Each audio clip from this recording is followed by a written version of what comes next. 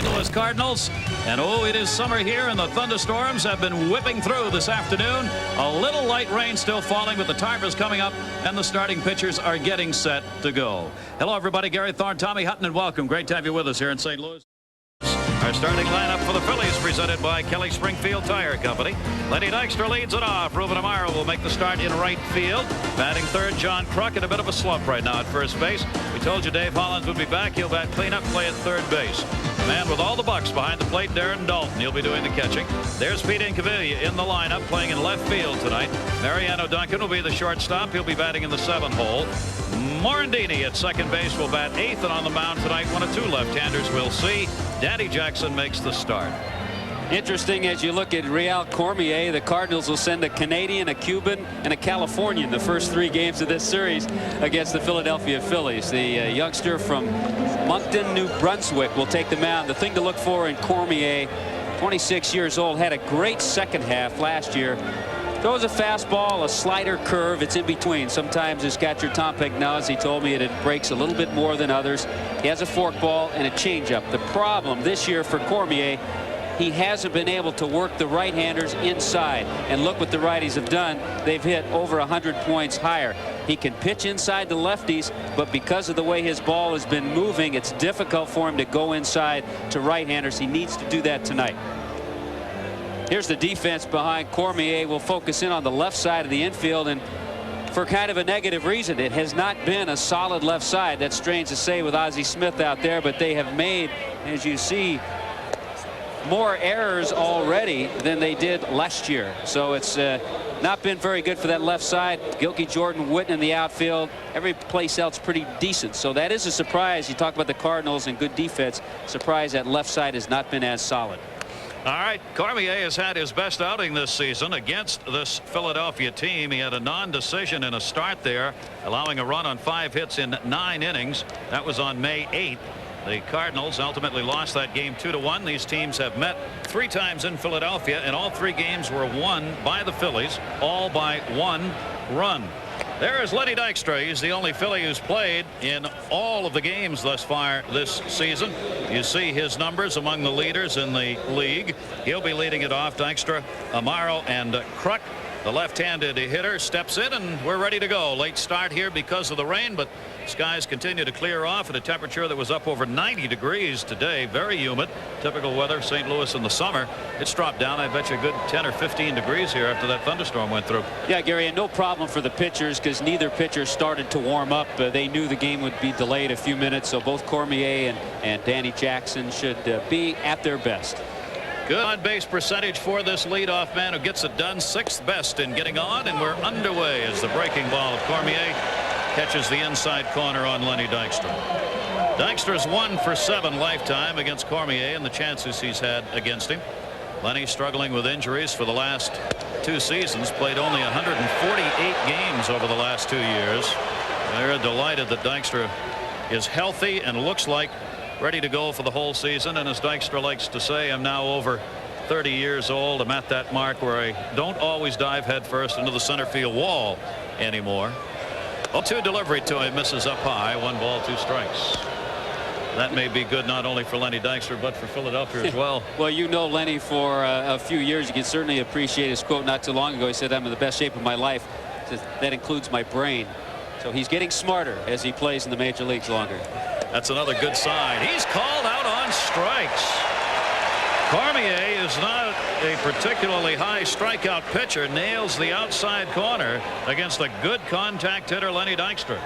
He picks up strikeouts, though, when he's able to get ahead and then spot pitches. That's a perfect fastball, and it's another reason teams like to throw lefties against the Phillies. You have Dykstra, you have Kruk, you have Dalton. Even though they're good hitters, quality hitters, got a little bit of an advantage with the lefty on the mound. For Lenny Dykstra, that is only the 27th time that he has struck out this season. I mean, just a good contact hitter. Amaro stands in. Ruben Amaro getting the opportunity once again as a switch hitter. Amaro coming up and getting the chance because of some recent Philadelphia injuries. Amaro's playing in only his 7th game. And as he did last year, he's put up numbers with a chance, and he's going to continue to do it. Mark Witten going to the corner for it. Amaro's on his way to second base, and he's got a double. That's his 9th hit in his last 12 at-bats. What they got to do is keep sending this guy down and bringing him back up, because when you bring him up, he's a house of fire. They'll start calling Wes Chamberlain Wally Pipp. That's the reason Amaro's gotten a chance. And Jim Fregosi said he's also a much better hitter right-handed. He is a switch hitter, but that pitch left out over the plate, and if he continues to take this ball the other way, it's a beautiful swing there, and then try to pull the ball. He'll be in the lineup even when Wes Chamberlain comes back. Switch hitter gets it done, puts a runner on at second base, and brings up John Kruk. The big guy is in a bit of a slump right now. Kruk's got a chance to bring one home here. First ball hitting to short. Ozzie will hold the runner. Smith's going to one-hop at the first base. That was intentional. And Kruk is retired, going after the first pitch. Amaro stays at second base. Now they're on 2 away. I think Ozzie put a patent on that play. I believe Davey Concepcion was the first to utilize the turf in that fashion, but after some arm problems, Ozzie decided that's a little easier way to get it over to first base. Do the one-hopper on the artificial carpet. It guarantees you the true hop. So 2 down, and wouldn't you know it, back in the lineup after missing the games. His first at bat, Dave Hollins, comes in with a runner at second base and 2 down. This is a good clutch hitter, and a chance here to get on Cormier early on in the game. Hollins .359 with runners in scoring position this year. Cormier gets the strike called in the outside corner and at the letters. Well, amazing that he is back. You see the numbers he's put up against Cormier. He's one of the few on the Philadelphia team, in fact the only one in the starting lineup, who has any kind of decent numbers against this particular left-hander. Amaro on at second, wants to lengthen the lead. We'll have to wait. Cormier stepped off. Cormier struggled in his last outing, didn't get very far in it, so he's, after that 2 1/3 innings in his last outing Tuesday against the Marlins, he's looking for a better start here. That one missing way up high, a ball and a strike. One of the reasons he stayed in that starting rotation is that Cormier has done so well, lifetime numbers, against the Phillies. Well, his best start this year, a no decision 9-inning ball game. The Cardinals lost in extra innings, but Cormier pitched a strong 9 innings against the Phillies in May. 1 ball 1 strike, infield outfield straight away on Hollins, and he lays off the off-speed pitch by Cormier. Cormier likes to get ground ball outs. Hollins likes to put the ball up in the air. You talk about intense. There's the most intense Philadelphia Philly. Here you hear comparisons. Pete Rose-like intensity.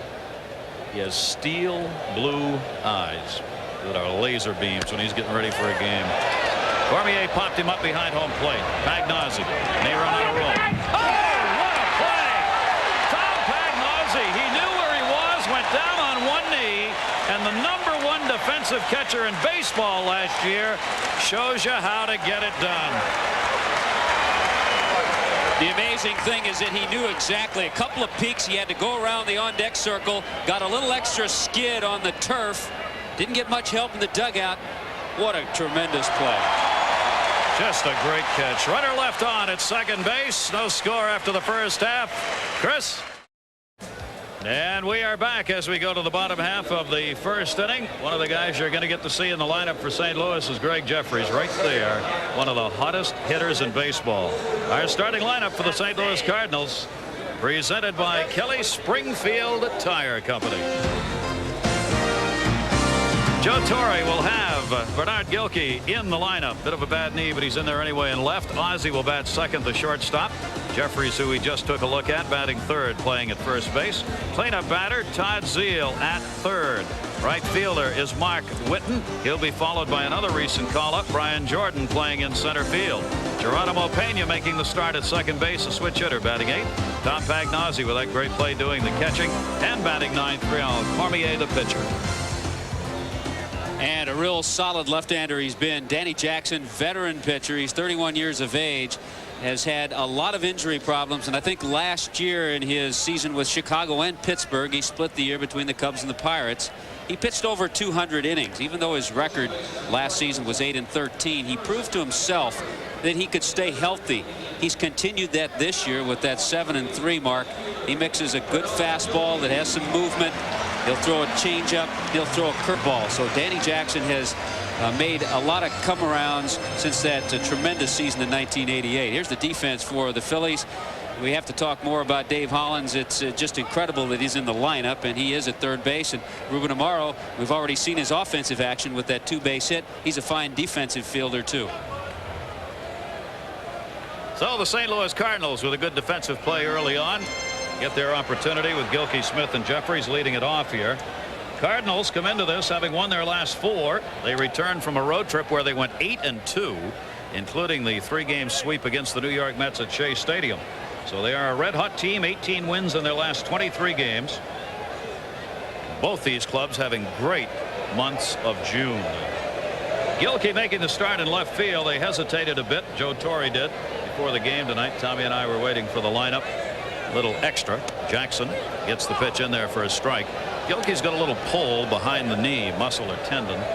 Came out of the ball game in the 4th inning on Saturday, so he's was a little tentative, but he went out and ran in the outfield before they had to put the tarp on and said, I can go. 0-2 count on him. Yeah, that little pull felt better too when he found out what he'd been hitting against Danny Jackson. Amazing how that goes, isn't it? 9 for 19 and that knee. Boy, I think I can run on this baby. 0-2 delivery, foul back as Jackson has got him in the hole. There's another cute little story why he's in there, though. I think Ted Simmons was in town. Spent a lot of time here in St. Louis. Ted just stepped down from his general manager post with the Pirates. Had some heart surgery. Looks good, by the way. Ted was the farm director of the Cardinals when Gilkey was playing Double-A ball. That's a shot to right field. He's going to keep those numbers up. On his way to second base, Gilkey, the knee. Not showing any problem right there. A lead-off double on an 0-2 count. He's mighty glad he's in the lineup. Very similar to the shot we saw Ruben Amaro hit. A breaking ball left right out over the center of the plate. And this is why Joe Torre loves Gilkey at the top of the order. He gets it going. Just to finish that story, though, this Double-A ball club was playing in the championship. They were down 1-3 in games. Simmons came into town and told Gilkey, he said, you better get in there, because he was hurting a little bit. He wasn't sure if he was going to play. Simmons said, you play. They came back and won that series. Now he's in tonight. And he's on at second base. Danny Jackson, the bunt down to first. What a beauty by Ozzie. Kruk tries to tag him. Did he get him? He did not. John Kruk missed him.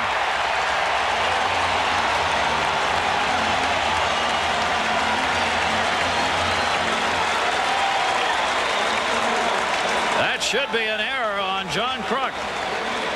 And Jackson's in trouble. First and third. Nobody out. Well, they're calling it a base hit. I think Kruk could have been a little better in his histrionics. If he just pretends that he has made the tag on Ozzie Smith, he may get the out call. But watch what he does.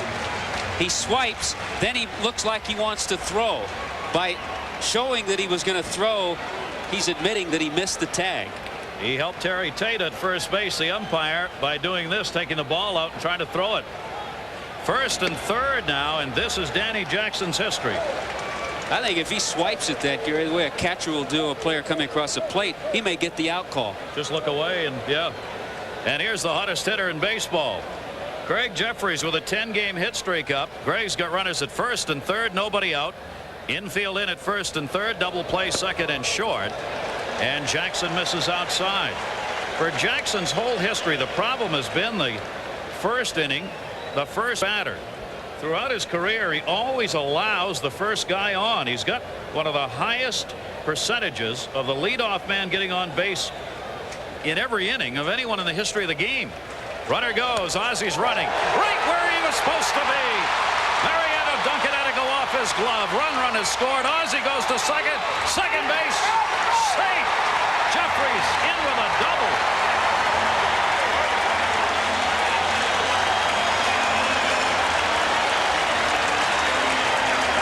Gilkey has scored. It's 1-0 Cardinals, and they're ready for this series.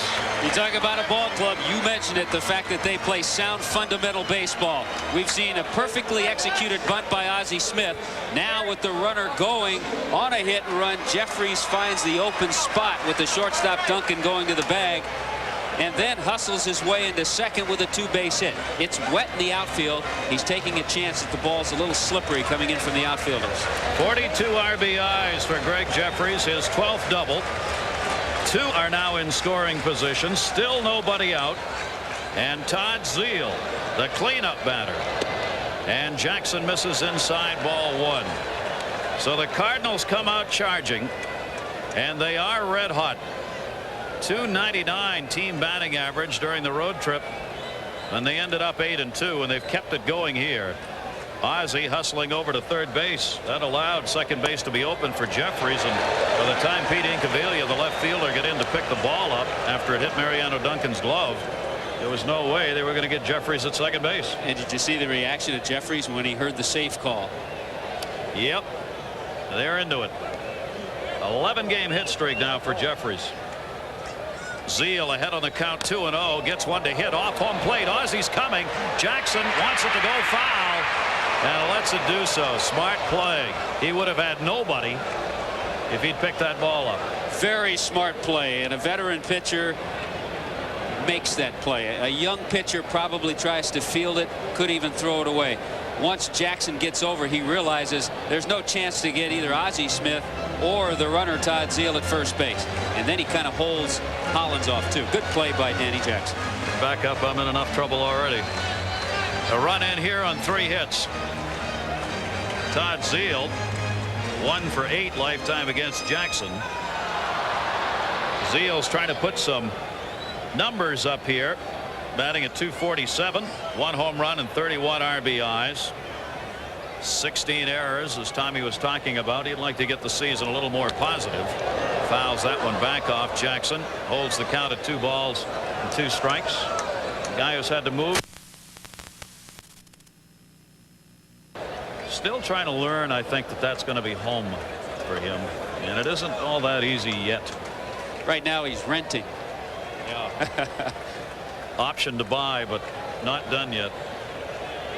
They'd like him to put down a nice down payment. 228 with runners in scoring position for him this year. Jackson misses outside on him, and the count goes to 3 balls and 2 strikes. For Danny Jackson, a 7-3 mark after winning only 8 games all of last year, and he's won 3 out of the last 4 with a 2.35 ERA in those 4 games. The St. Louis Cardinals trying to get a very big inning going here right off the end of the bat. I do mean off the end. The count holds at 3-2. 2 pitchers who come at it a different way, really, than Danny Jackson and Cormier. Jackson will throw a lot more pitches in a game than Cormier does. Jackson last year had the highest ERA on the road in the whole National League. He walks a lot of people. Cormier doesn't. He lets a lot of people on base. Cormier doesn't. Jackson's got more wins than Cormier. 3-2 pitch. He's loaded him up.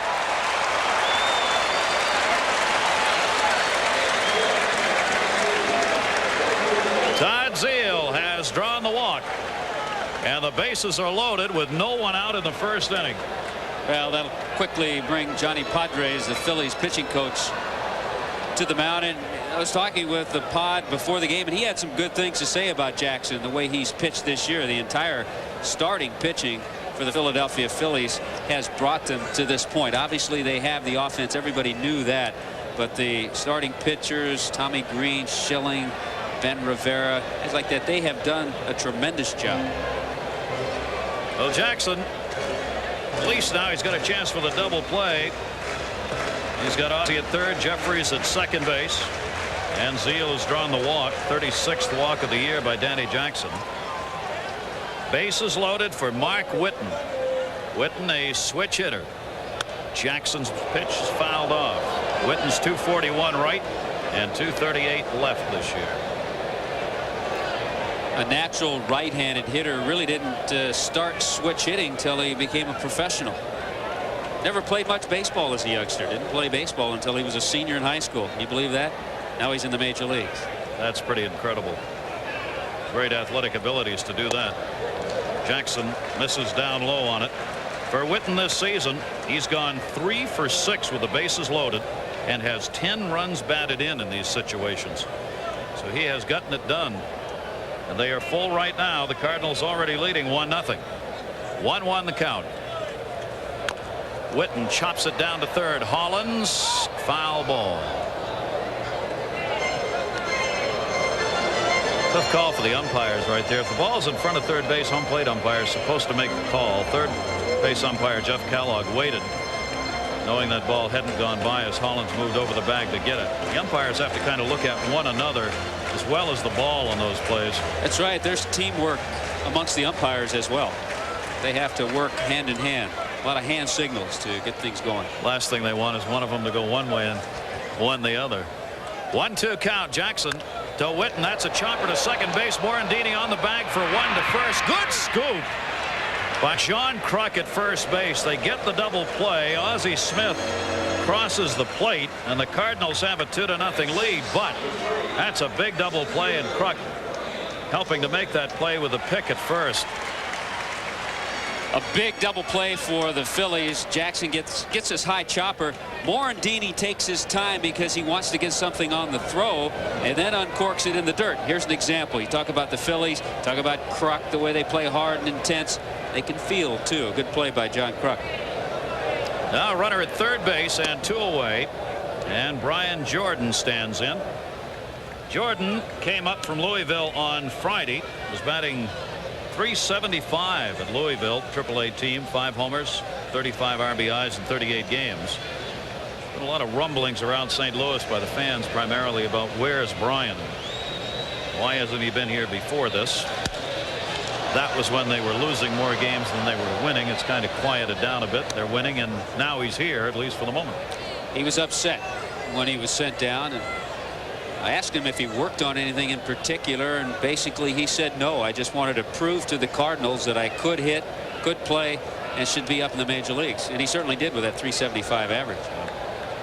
4 for 11 since coming up. Fastball by Jackson, foul tipped into the mitt. 1 ball, 2 strikes. Greg Jefferies on at third base. He has the only RBI in this inning, and a double to go along with that to put him on at second base with that RBI. He's waiting for Jordan to see if he can get him home. 2 down. 1-2. Dalton moved over to get that one in the dirt. Jackson trying to get Jordan to chase one. Brian Jordan last year, 55 games here and hit .207. He hit .290 at Louisville.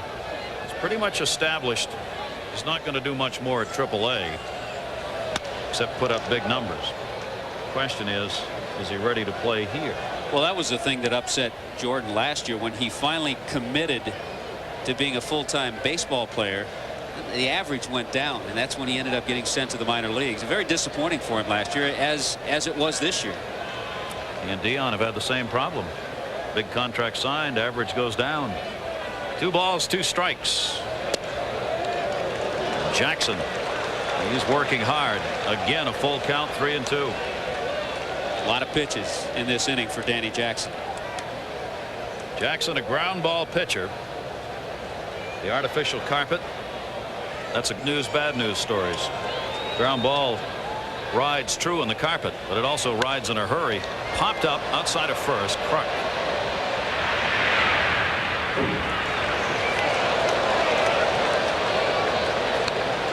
It'll stay at 3-2. He's giving us our own instant replay. Thought that was Aretha Franklin for a minute, but no, it's not. Always a lot of red, always a lot of fans. They're as true as any group of fans in baseball, major league level. St. Louis Cardinals. 3-2 delivery by Jackson again, and he walked him. Second walk he's given up this inning. He loses Brian Jordan. He's walked 37 and struck out 55 this year. Not the kind of ratio you like. Jim Fregosi hoping he can settle down here. Jeffrey stays on at third, and Jordan with a walk at first. See what happens here too if all of a sudden Danny Jackson quickly gets ahead to Pena with runners at the corners. Joe Torre could maybe send Jordan, get something going, maybe steal a run with Jeffries coming across the plate. Geronimo Pena, the second baseman now. Jackson looking for an elusive third out here. He gets the outside corner for a called strike. And by the looks of it, Jared Davis has got a pretty good strike zone tonight for the pitcher. Looks like it's high and also wide, and I don't say that negatively. But if he's consistent, as I suspect he will be, he's telling the hitters in this game, you better come up and get the bat off your shoulder, because I'm calling them. 2-0 lead for St. Louis here in the first. Grounded towards second. Mickey Morandini will go to first base, and that'll get him out of the inning. But a couple of runs in on 3 hits with 2 left on. Pete Incaviglia coming in from left. We coming to the plate. 2-0 Cardinals. Now those nasty looking storm clouds have been replaced by a Van Gogh, and it's cooled off, and it's a beautiful night. The National League East, this is what this 4-game series is all about. Philadelphia's on top by 7.5 games. Montreal out 12. The Cardinals a chance to do some real damage to those numbers as far as Philadelphia is concerned. They really want to win 3 out of 4, but look at these teams. They are 2 of the 3 hottest teams in the National League this month. Those are pretty incredible numbers if 3 teams would be playing that well in the month of June. Yeah, it sure is. The other thing about the St. Louis Cardinals in this series, this big 4-game series, it's their opportunity, even though they're 7.5 back now, to say to the Philadelphia Phillies, we're there. We're behind you. We might be behind by 7.5. We can get a little bit closer in this series just to prove to the Phillies that they can play with them. So Cormier has got a couple runs to work with. 2 runs on 3 hits for the Cardinals in their first at bat. It'll be Dalton, Incaviglia, and Mariano Duncan coming up for Philadelphia. Darren Dalton doing what he gets paid for. Big slugging numbers, big RBI numbers, and a big cut for strike 1 against Cormier.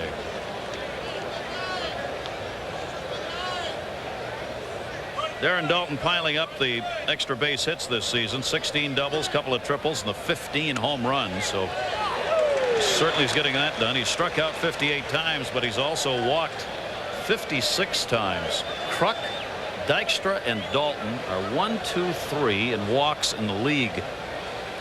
So you get those guys on with the kind of thump Philadelphia has. You're getting that kind of on base percentage. No wonder they lead everybody in runs. See that last pitch to Dalton? That's what they want Cormier to do to the right-handed hitters.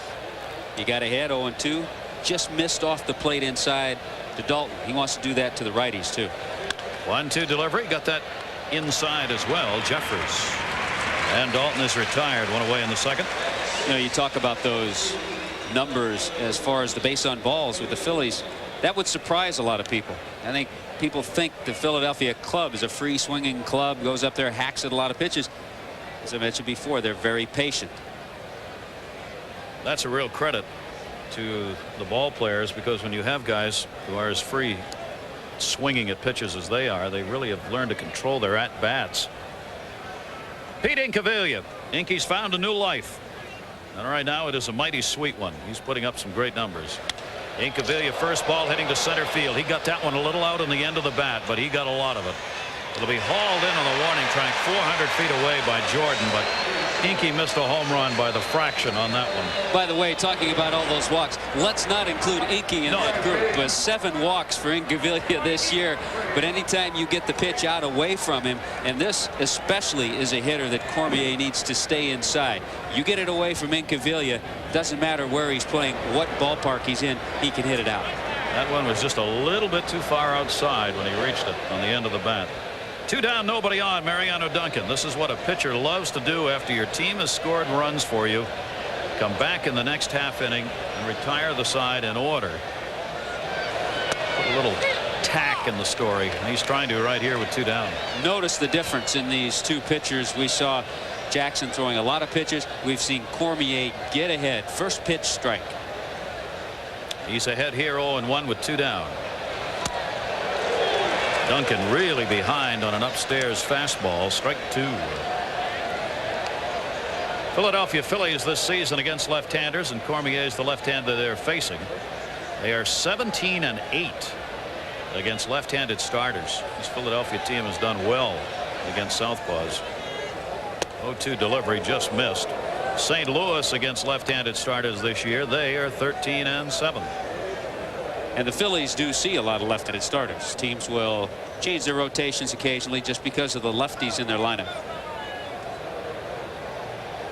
Cormier with a 1-2.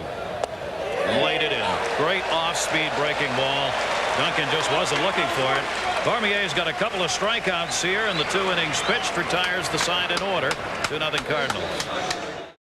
Pagnozzi takes the pitch down. No, in the strike zone for him. Cormier and then Gilkey will follow. 7 came to the plate for the Cardinals in the first inning. Cardinal catcher goes to Lundy Dykstra in center. Dykstra is shading over to right, puts it away, 1 down. You talked about the inning that Cormier had. Jackson now needs to come out and settle in to kind of erase what he did in the first. He can't totally erase it, but he needs to come out quickly, and Johnny Padres, his pitching coach, would like to see him do that, and I'm sure talk to him between innings. It's a long way to go. Settle in. Still a lot of innings to play here.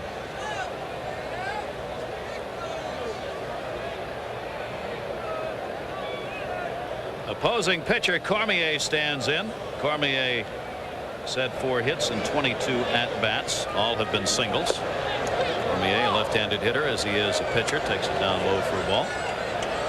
Real Cormier out of Moncton, New Brunswick, Canada. Played community college ball in Rhode Island. Went back and played on the '88 Canadian Olympic team.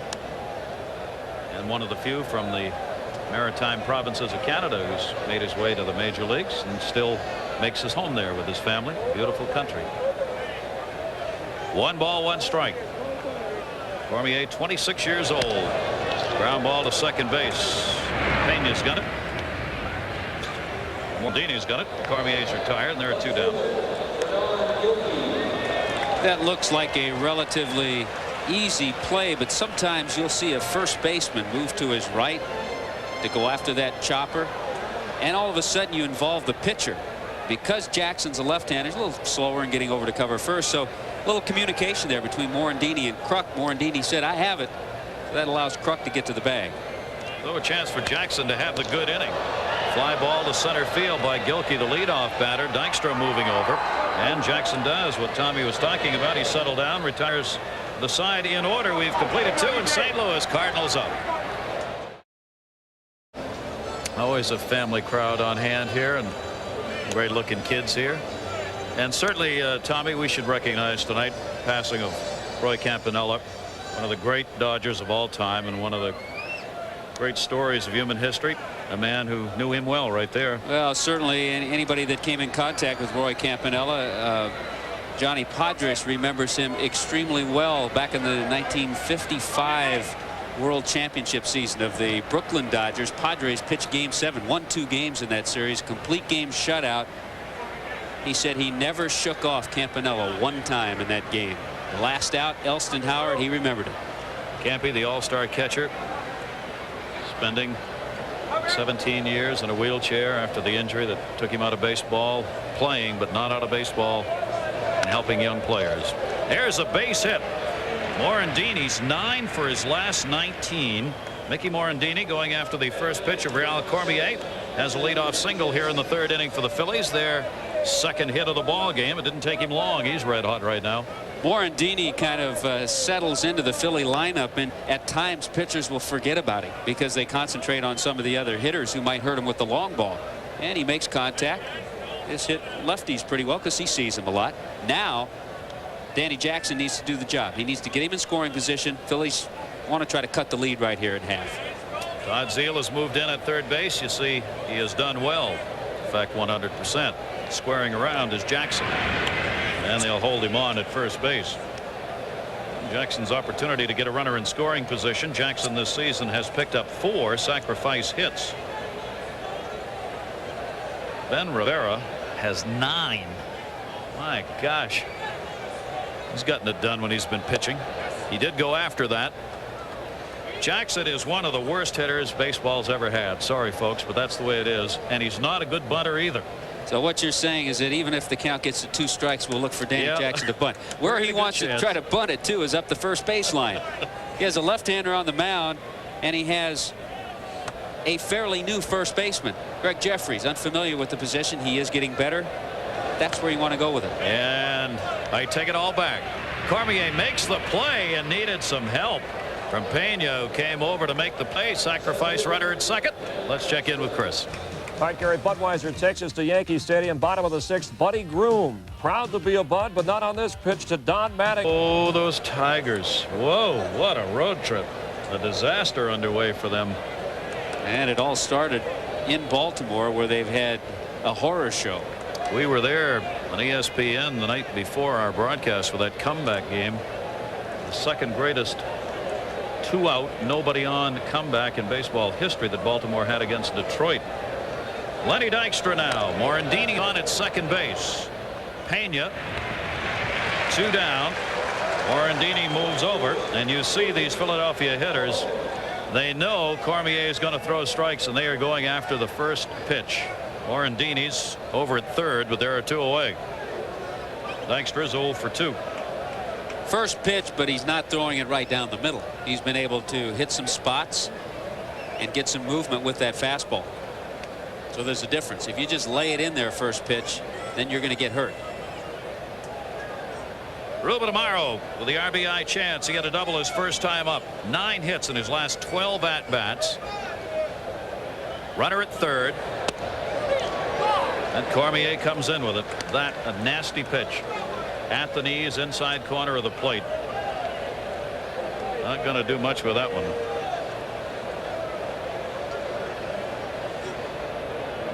Morandini had the leadoff single at third. 2-0 St. Louis leading. Cormier.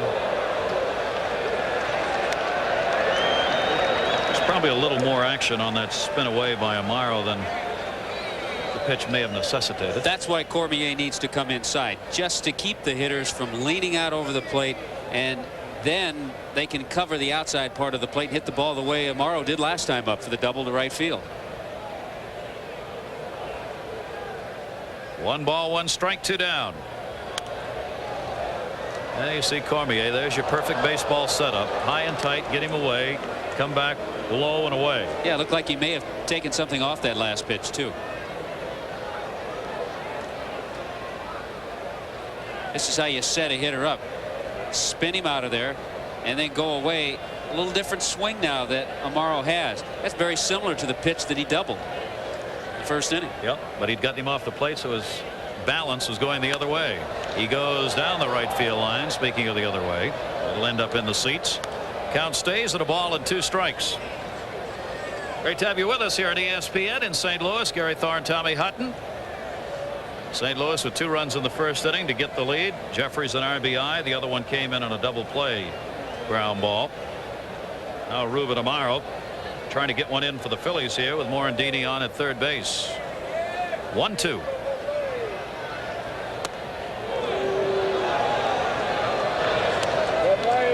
Cormier loves to tease you. He's got that great control.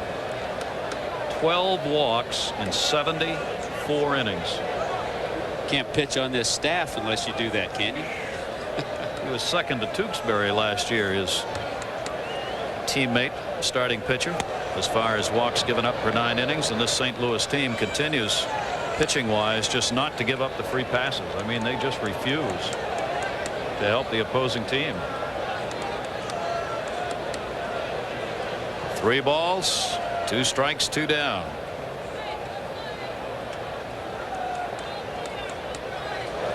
And Amaro, just because we talked about it, he gives up his 13th walk. Boy, we talk about jinxing guys. This is like the cover of Sports Illustrated. Oh, we're not going to blame you for that. But they do have a staff. All you have to do is look at Tewksbury this year. 98 innings. He's only walked 6. Some of the other teams, how about those Giants? A fellow by the name of Juan Marichal, a part of that group. He didn't walk many either. Now runners at the corners now. Of course, you give up just the 1 walk here and no more, they'll keep those kind of numbers going. John Kruk has had just 1 hit in his last 18 at-bats. This is not a guy who goes through these kind of slumps really more than once a year. He is such a consistently good contact hitter that rarely does he go into any kind of an extended slump. But 1 for 18 for John Kruk is a slump. Still hitting at .343 in the year. Cormier, that nasty at the knees inside corner. 2 strikes. Not only struggling over the last few games, but also 0 for 10 now lifetime against Cormier. And he's a good hitter against left-handed pitchers. In fact, 305 coming into this game against Southport. So Kruk has generally not one to back off that plate. Morandini's on at third. Morrow's at first. 2-0 Cardinals. Kruk thought about it. You can see, boy, Cormier really makes you battle in there. You better have an idea when you come to the plate against this guy. You saw Kruk. His first move striding was away from the plate. He'd been set up on an inside pitch. He was looking to protect the inner half of the plate on that last swing. It was out of the strike zone and away from him. 1-2. He'd like to have that one back. Yeah, that swing right there, though, is why John Kruk hits left-handers so well. He's not afraid to take the ball the other way. He'll wait and wait. The longer you wait, you won't be fooled on that slider or breaking ball coming from the lefty. They never said he was a pretty boy, and they never will. But boy, could he play this game. Hey, you're only quoting Jim Fregosi. That's right. 1 ball, 2 strikes with a big smile on his face. Cormier with a 1-2 delivery, and Kruk goes towards the middle. Ozzie Smith steps in the bag, and that's it. He had him played perfectly as Ozzie was moved over to second base. So a single, 2 are left on. Jeffries will be coming up when we come back. Danny Jackson ready to go, and Ozzie's ready too. Swung on and missed. Ozzie Smith had a single in the first inning. Came across to score on the back end of a double play. Ozzie's hitting at .277 on the season. And having a very good year, already surpassing last year's numbers for RBIs. Had 31 last year, already has 33 this year. Morandini. And it'll take care of him, and Jackson gets the first out here in the third inning. You know, interesting, looking back with Greg Jeffries coming up, looking back at that base hit he picked up in the first inning.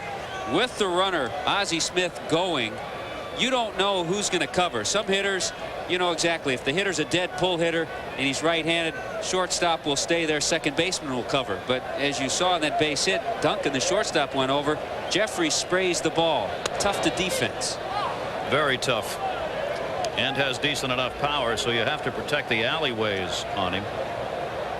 333 now, an 11-game hit streak, an RBI double in the first inning for Greg Jeffries. Darren Dalton is third in RBIs coming into this game. Pete Incaviglia 7th in the league, and Jeffries is starting to make a run at him. Danny Jackson has settled down now, retiring the side in order in the second inning and getting Smith to start out the third. Watch the power that Danny Jackson generates from his leg strength when he delivers a pitch. Really gets maximum usage out of those legs. Center field. Dykstra.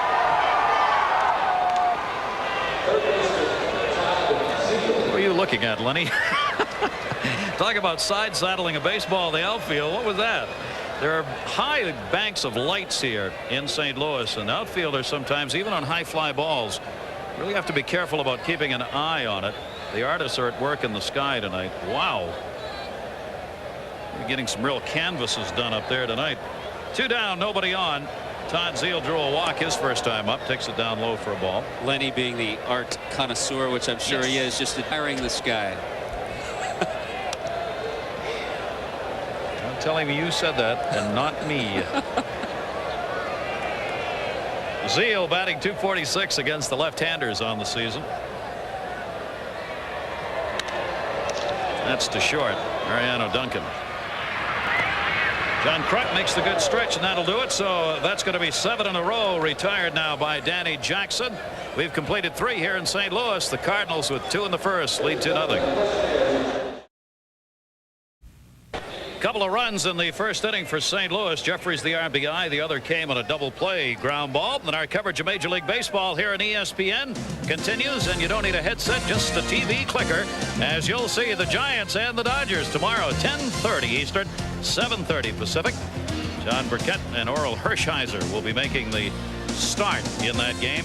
That great rivalry of Giants and Dodgers continues, and you see here the Dodgers moving up now after being down in the cellar start of the season, 11.5 games behind a San Francisco team that's making Atlanta wonder, wait a minute. Incredible run by the Giants. A little problem Matty Williams is going to miss some time, has a pulled muscle in the rib area, so the rest of the offense will have to pick up an incredible pitching the Giants have been able to get for Dusty Baker. Great start. Here in St. Louis, 2 runs, 3 hits, no errors for the Cardinals. No runs, 2 hits, no errors for Philadelphia. Real Cormier, going for the Cardinals, has walked 1 and struck out 2. Danny Jackson has walked 2, no strikeouts for him. And Dave Hollins, who popped out his first time up, leads it off 4, 5, and 6 in the Philadelphia order here in the 4th inning. Out in front of the off-speed pitch, strike 1. It'll take a couple of days. Anytime you're out for 2 weeks, no matter how much batting practice, and he really has only been taking batting practice for 3 days, it takes a while to get that timing back. But they're happy to have him back. He's got to be happy to get, obviously he's happy to get back, but especially in this situation. He's 5 for 18 against Cormier. He's 4 for 13 this year against St. Louis with a home run. He's batting over 300 against left-handers. So if you got to come back, you might as well do it in that kind of setup. A towering pop-up behind third. Foul territory for Zeal. And Hollins is 0 for 2, popping out to lead off the 4th inning. One of the little problems Zeal has had this year, we talked about his 16 errors. Not so much throwing. Most of the errors have been fielding. Talked with longtime Cardinal coach Red Schoendienst about that, and he said he still keeps working with that footwork, and that's where the problem lies. Getting the body in position to field that ground ball. A whole lot different than catching. I know that. Cormier missing that one. Darren Dalton. 1 down and nobody on. Dalton to first. Jeffries to the bag. 2 down. We've been talking about Cormier working inside to right-handers, how it's a little easier for him to do it against left-handers. Well, he's been on tonight. He's come inside a couple of times to right-handers. We've been able to point that out, and that pitch ran inside to Darren Dalton, the lefty. Well, you see him pitch like this, you wonder how his record can be 4 and 4.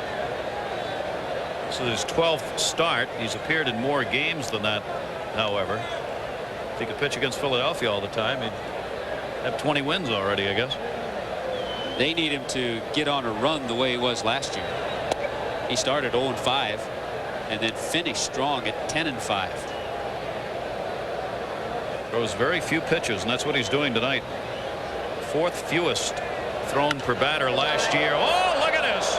Deep left field. Incaviglia. Upper deck. Goodbye home run. No question off the bat.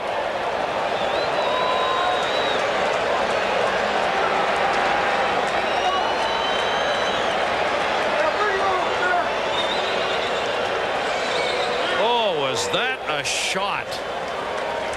He stood at the plate and admired, and well he should have. 13 home runs, 52 RBIs, and Philadelphia's on the board. You hit one this far, you need to look at it. There's a pitch not inside. There's a problem when Cormier doesn't get it inside. We talked about Incaviglia. If he can get the extension, why don't you admire that? Look at that upper deck shot here at Busch Stadium. That's a blast.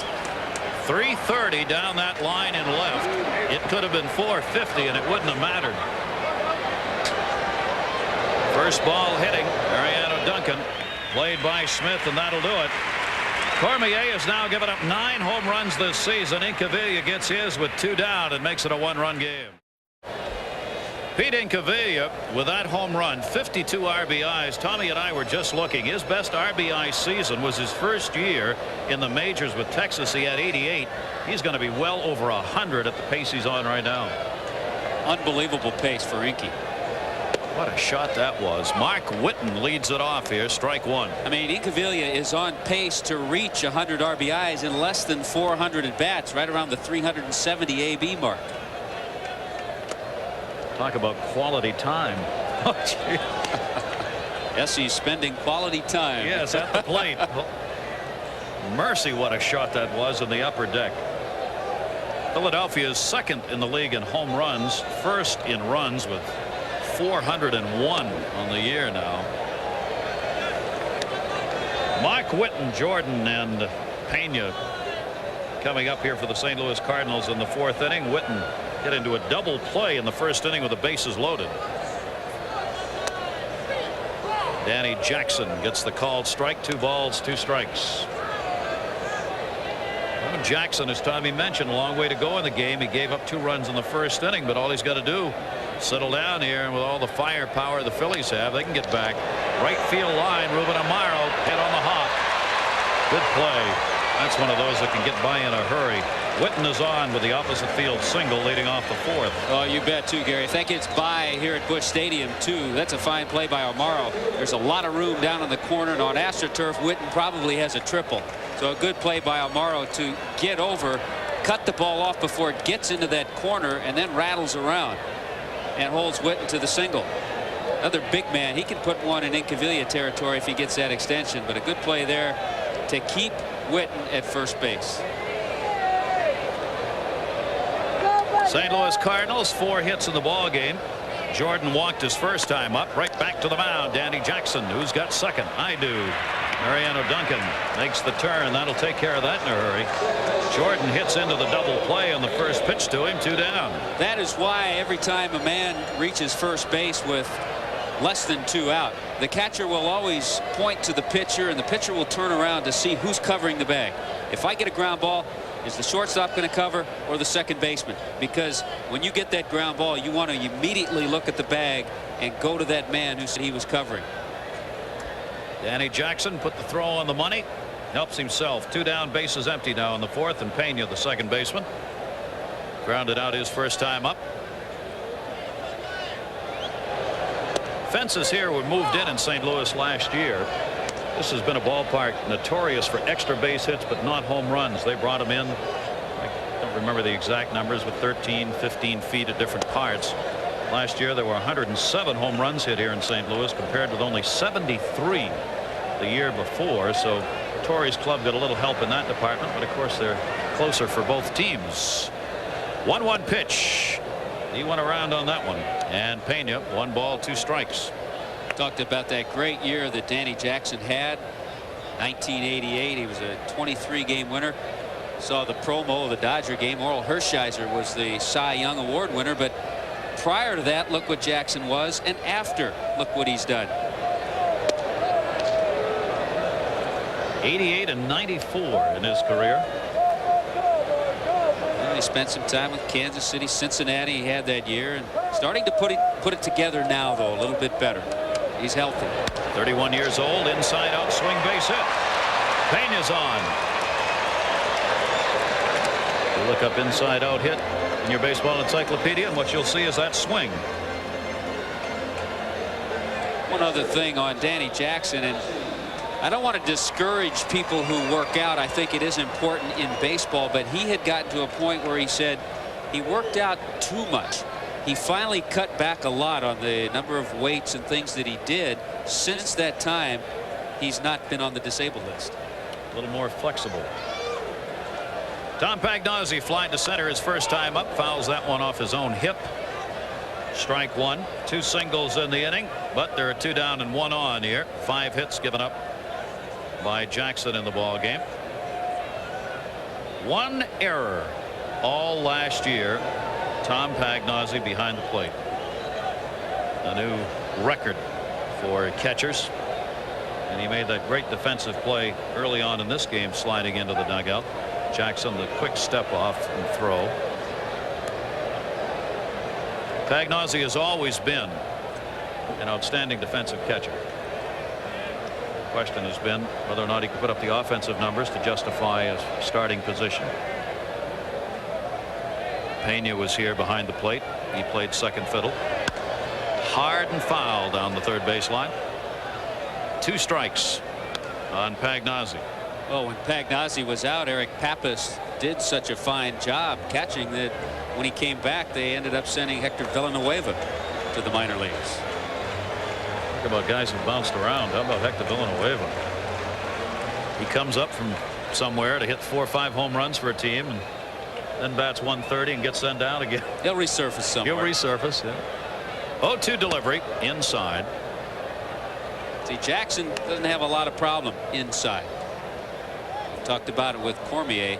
Jackson can move that ball in there and move you off the plate.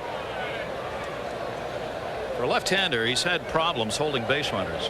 He doesn't have a good move. His best move is that snap throw that we saw. 2 down here, 1-2 delivery. This is outside to Pagnozzi. 2 balls, 2 strikes. Pena on at first base. And Jackson piling up the pitches here in this game. Just another one of the differences between these two. Cormier, who doesn't throw many, and Jackson, who just throws a ton of pitches and always has. Runner goes 2-2, foul back.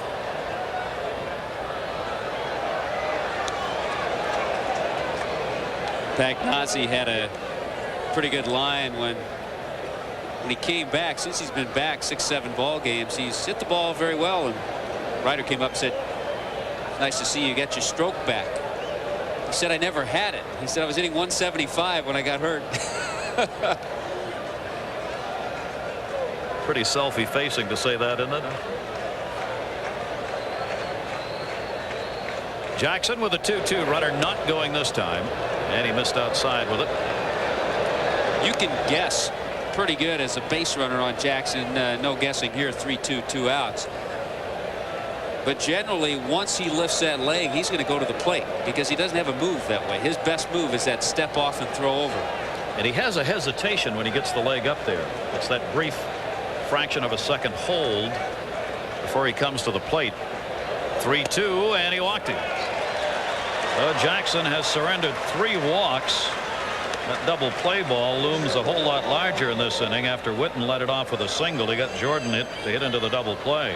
Now Pena single and a walk to Pagnozzi. Well, 61 pitches. That's a lot of pitches to this point. So we have the economical version of Real Cormier. He is not near that 61 total, I'm sure. Both these pitchers are right on form tonight, aren't they? They're doing exactly what their history says they do. Doesn't always work that way. It does. No, it sure doesn't, does it?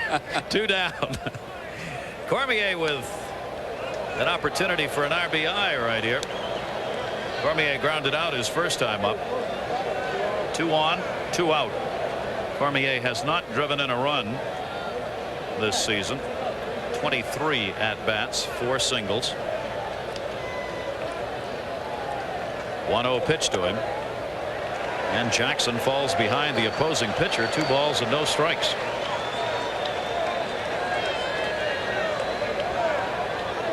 Yeah, Jackson can really dig himself a big hole here after the Incaviglia home run that made it a 2-1 ball game. He really needed to come out here and have a nice quick inning. And that hole's getting a little deeper, especially if he loses Cormier.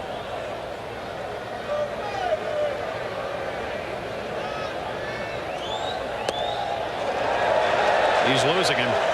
3 balls and no strikes. He's saying to himself right now, what happened to that big strike zone Jerry Davis had earlier in the game that Gary Thorne was talking about? Well, he's not really close to even that big strike zone right now. 3-0 count. Think Cormier will take. If he doesn't, he'll be in the minors tomorrow. Outside corner. 3 balls, 1 strike. And he'll be taking this next one too. Jackson last season more base runners per 9 innings than anyone else in the National League. He's used to working with people on, but it doesn't make it any easier. 3-1 pitch. Cormier taking again. 3-2. Those can be some of the toughest strikes to throw, even for a major league pitcher, because you really do tend to start aiming the baseball when you know the hitter's not going to be swinging. 3-2, 2 down, 2 on. They'll be going. 3-2. Cormier, base hit to left. Incaviglia, who has no arm. Pena scores. Cormier's RBI. 3-1 Cardinals.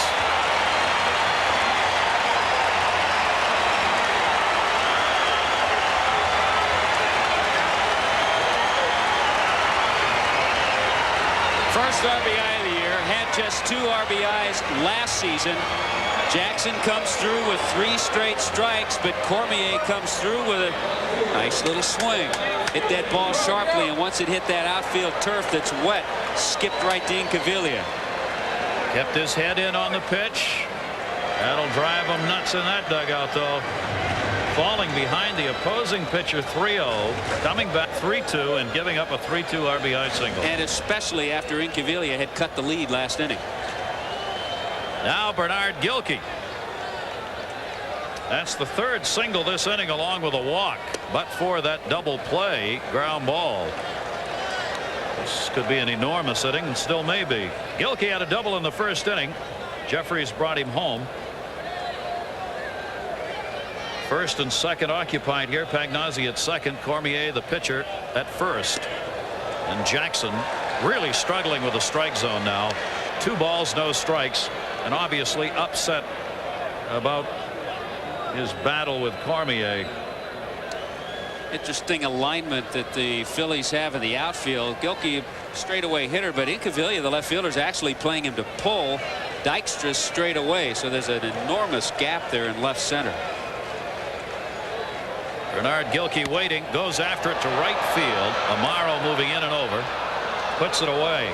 So a strange inning, but a run scores, 3 hits, a couple are left on. Cardinals up by 2 again. Gary Thorne and Tommy Hutton, welcome back here to St. Louis. Cardinals have the 3-1 lead, first of 4 between these two teams, with the Phillies leading in the division by 7.5 games over the St. Louis Cardinals, who are trying to cut some ground. And Cormier right now is getting the job done. He has walked 1 and struck out 2. Pete Incaviglia's 13th home run, the only RBI up there for Philadelphia. Cormier has given up 9 home runs this season. He gave up 15 during the course of the year last year, so about the same pace for him. Really, Cormier this season hasn't been in that starting rotation all along. This is his 21st ball game, but his 12th start. There was a time, I remember 3 or 4 weeks ago, I was in here doing a game, and at that time Cormier was not in the rotation. But if he continues to pitch this way, and really the key for him, and we've been talking about it, that fastball inside, keep the righties back, don't let him lean out, and he's done it so far. He is 3-1 lifetime against Philadelphia, the non-decision, as we said, in the only game he's pitched against them this year. Mickey Morandini, a base hit his first time up. Look at the bat that you can see at the bottom of his hands. He may be the only man in Major League Baseball this day and age who chokes up almost like Nellie Fox. Nellie Fox, that's what I think of every time I see Morandini. Nellie had more under his hands than he did on top when he hit, and used a bat that was as big at that end as it was on top. I mean, the thing was a piece of wood, big barrel bat. Nellie Fox used to hit with. Just poke the ball in the outfield, and Morandini a lot like that. 1 ball, 1 strike. Cormier wheeling from the first base side, goes ahead on the count, 1-2. Dennis Menke doesn't mind seeing that kind of hitting going on, because he did a little of that. He did it. He had a little power, though, every once in a while. He can hurt you with a home run. 1-2 to Morandini. Cormier just missed the outside corner. That's what you want to do. You get ahead 1-2. If you miss with that pitch, that's where you want to miss. You want to try to get the left-hander to chase that breaking ball away from him. Morandini, 3 hits and 11 at-bats against Cormier in his career. 2-2 delivery. Full house. With a home run by Pete Incaviglia, Philadelphia has now tied San Francisco for the team lead in home runs. Both have 77 on the year. Philadelphia, though, as we said, way ahead in runs in the league. To short. Ozzie. Let's check in with Chris Myers. All right, Gary, Budweiser to Cleveland. White Sox trailing 2-0 in the 9th. A man on for Frank Thomas. Deep to right. Wayne Kirby goes back to make the catch. Thomas did extend his hitting streak to 18 games earlier in the game. Eric Plunk saving it for Jose Mesa as the Indians shut out Chicago 2-0. Wayne Kirby putting the big hurt on the big hurt. Absolutely. How about those Indians, Carroll? Ground ball foul outside of first. Carroll works in our truck here from Cleveland. Great Indians fan. She was telling me today, look out. The Tribe. The Tribe. Of course, she's also recently married, so she hasn't followed a lot of baseball lately, but she'll be back into the game shortly, huh? 0-1 the count. And fouled off by Danny Jackson, who laid down a sacrifice bunt his first time up. Our right, coverage of Major League Baseball continues tomorrow. You'll see the Kansas City Royals and the Texas Rangers. McRae going at it at 3:07 starting today's play. Gonzalez at 3:28. Two of the stars you'll see. That's tomorrow at Wednesday rather at 8:30 Eastern. Danny Jackson, right field. Could it be? Yes, it is. Jackson's on his way to second base. A little tit for tat after Cormier had picked up the RBI. Jackson comes back against Cormier and delivers a double with one down here in the fifth inning. Well, sometimes these swings aren't all that pretty, but they get the job done. And the reason, a fastball away and up. If a pitcher's going to hit a pitch, that's the pitch it's going to be. Not great form by Danny Jackson, who came into the game hitting .088, but so far tonight he's perfect. He dropped down a nice sacrifice bunt, and now a two-base hit. He's got two doubles on the year. I mean, for Danny Jackson, really not bad at all. Just stayed in there and poked it the other way, and they were playing so shallow. Once it got by Witten in right field, it was gone to the wall. That's hit number 4 for the Phillies, trailing here 3-1. Lenny Dykstra takes the strike on the inside corner. Lenny's been called out on strikes and has grounded out. 1 for 9 in his career against Cormier. You see not the good clutch hitting that has been expected from Lenny Dykstra in his career. Not yet, anyway.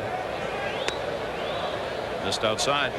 Usually what that number means when you see a hitter has not had success with runners in scoring position is that he's not being patient in those situations, and he's swinging at pitchers' pitches that are not good strikes to hit. See what he does here. 1-1 against Cormier, who really likes to tease you out of the strike zone like that. He stays off that one. 2 balls and 1 strike. That's probably just what you were talking about, Tommy. The advanced scouting report on Dykstra would say just that to Cormier, and so he's putting him just a little bit outside the strike zone, trying to get Dykstra to chase a little bit. Dykstra batting only .234 against left-handers this year. Cormier can't get him to bite and falls behind. 3 balls, 1 strike, 1 away. First base open here with the number 2 hitter, Ruben Amaro, waiting on deck.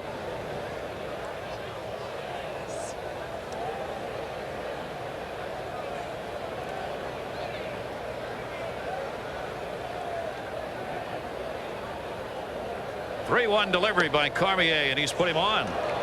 Now Cormier is already over his career average of 1.9 walks per 9 innings. He has walked 2 in this game. 2 on, 1 down. Well, he came into the game with 12 walks in 71 plus innings. So I guess we could say he's wild. Wicked wild. Look at this. This is what's great when you come up. You don't have a lot of at bats. You can stroll to the plate. Ruben Amaro can glance at the scoreboard in left center field. See that 600 mark there. Tell you, he was on a tear last year. Here comes Joe Coleman to settle down the wild Real Cormier. But last year, when Dykstra was injured right at the beginning of the year, Amaro was the outfielder, and he played and was off to a sizzling start, but then tailed off and eventually was sent down and then rejoined the club. We were talking earlier about Brian Jordan for St. Louis. These two have a lot in common. They're both in the same, it seems to be in the same place. There's no question at AAA they go down, bang the heck out of it, but when they come up here they get a spurt. There's Brian Jordan, but once pitchers get a book on them again, they tail off, and both these guys are fighting now to prove that they can play at this level. That's why it's called the major league. That's right. That's exactly right. Ruben Amaro stands in. He's had 15 at-bats, 9 for 15 this year. That's why his numbers are so high, including the double he picked up in the first inning. He has 2 on here with 1 out and a 1-strike count. Amaro is a switch hitter. Chance for the Phillies to get back here against Cormier. 0-1 pitch. Grounded toward short. This is Ozzie. Pena. No play to be made at first. Amaro with good speed going down the line. They get the force at second base. That'll take Dykstra back to the dugout. Jackson goes to third. Amaro's on at first. 2 down for John Kruk. Cormier did make Amaro hit his pitch, though. That's probably what Joe Coleman told him when he went to the mound. Trying to overthrow a little bit. Just relax. Make some pitches. Go away from Amaro. Keep it down. He did that, and he tried to pull it. It's a good sinker ball, which keeps it on the ground here. He's a ground ball pitcher, Cormier. Now John Kruk, first and third, 2 away. 1 hit in his last 19 at bats. And he's had 2 swings exactly alike in his last 2 at bats on the first pitch. Big cuts against Cormier, who has taken something off the first pitch. It's a tough time to try and get out of a slump when you have those kind of numbers against the opposing pitcher. Kruk hitting at .342 on the year. Chops it outside of first base, and he's behind on the count, 0-2. Came into the season with a .297 lifetime batting average, so he's right at the .300 level now for his career. He has the best on base percentage in the National League and is ranked 8th in slugging percentage, number 1 in walks, .342 batting average. He's ranked 4th. Galarraga, Bonds, Orlando Merced, and then Kruk, top 4 hitters in the National League starting today. Cormier 0-2. See Kruk put that palm down. Wait, be patient. He's talking to himself at the plate. Cormier, as we said, makes it tough on hitters. Yeah, we saw what Cormier tried to do with the 0-2 pitch. Tried to go away with the fastball and miss. See what he does 1 and 2. He's going away. 2-2. He knows how to pitch. Big pitch, though, right here. You don't want to take the count to 3-2. Preferably, he'd like to get Kruk on this 2-2 pitch. Jackson at third, Morrow at first. 2-2, 2 down, 3 balls, 2 strikes. Real close. Now he has to be a little more in the strike zone, and also 3-2, 2 out. The Phillies get an advantage. Dykstra is the runner at first. He'll be going on the pitch, so any ball hitting the gap, he has a chance to score. Could tie the ball game.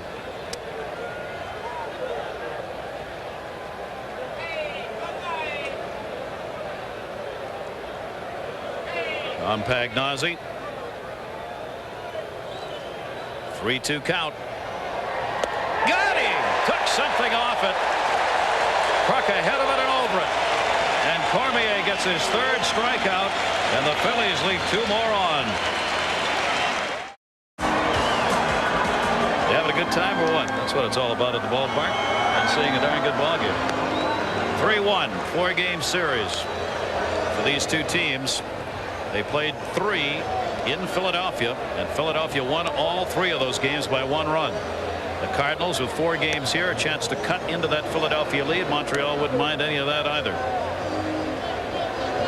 Good pitchers duel underway right now. Danny Jackson and Real Cormier. 3 walks, no strikeouts for Jackson, who's given up the 3 runs on 6 hits. That's a little bit of an interesting number. No strikeouts for Jackson. Here's the rest of the matchups for this 4-game series. The Cuban, Rene Arocha, on Tuesday against Rivera. Tommy Green goes after his 10th win. And Tewksbury has won 4 in a row. Will pitch the 4th game against another tough right-hander, Curt Schilling. Great pitching matchups. Ozzie Smith, 2,254 games played at shortstop in his career, now 2nd all-time behind Luke Appling. One of the people he passed is in the ballpark tonight by the name of Larry Bowa, who coaches for Philadelphia. He moved ahead of Larry Bowa, who had been 2nd.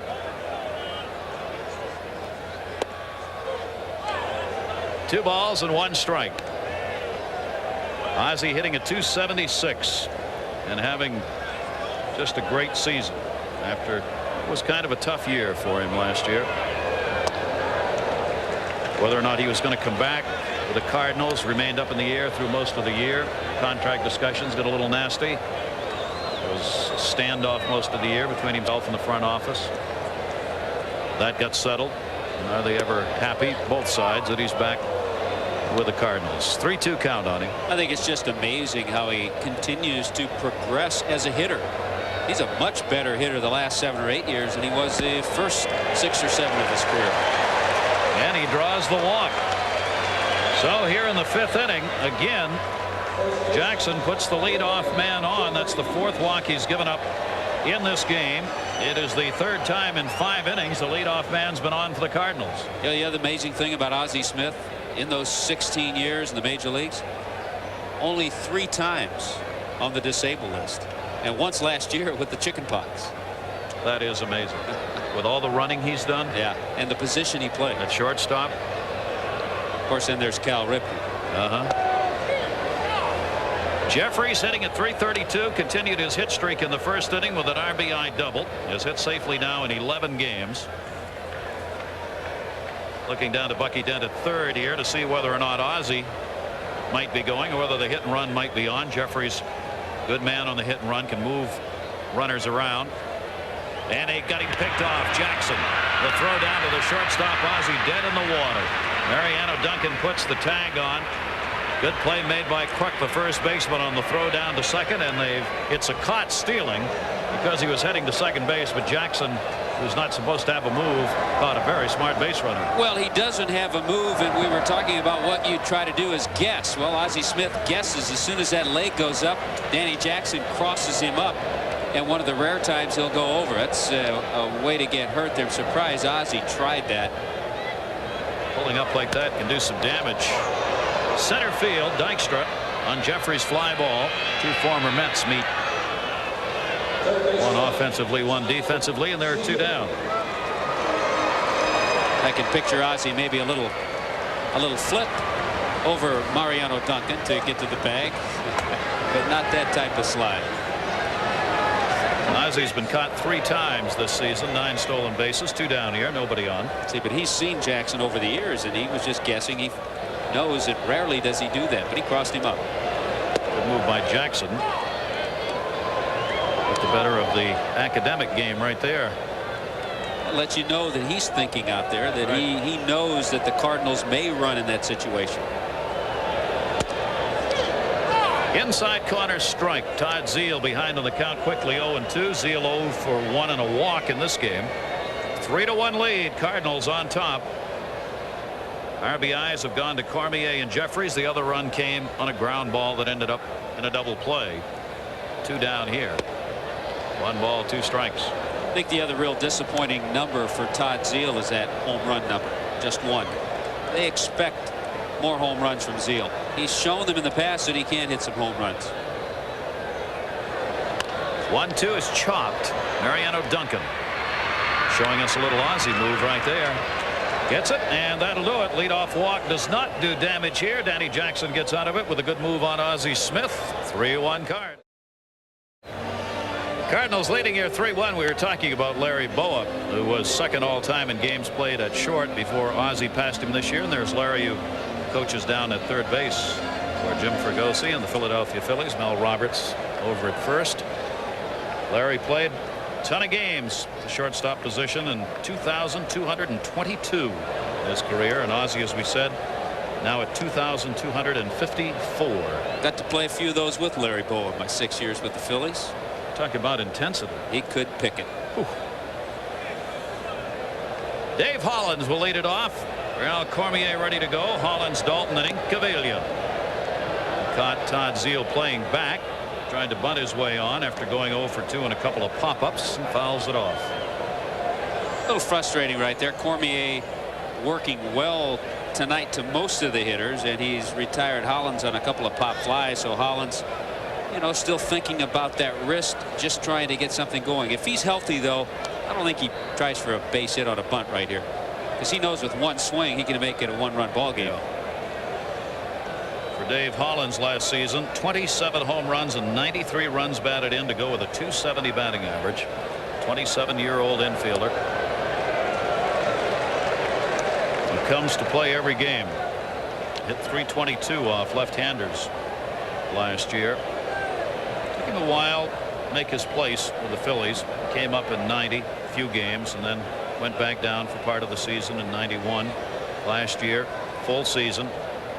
clearly was ready to play at the major league level. 0-2 the count on him.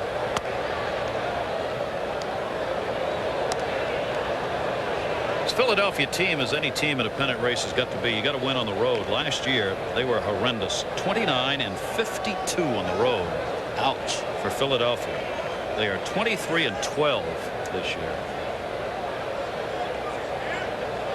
Enormous turnaround for them, largely because of pitching. They got hammered on the road last year. Their hitting stayed up pretty well, but they gave up so many runs on the road and got behind so early they were never in games. Cormier with a 2-2 count here on Hollins.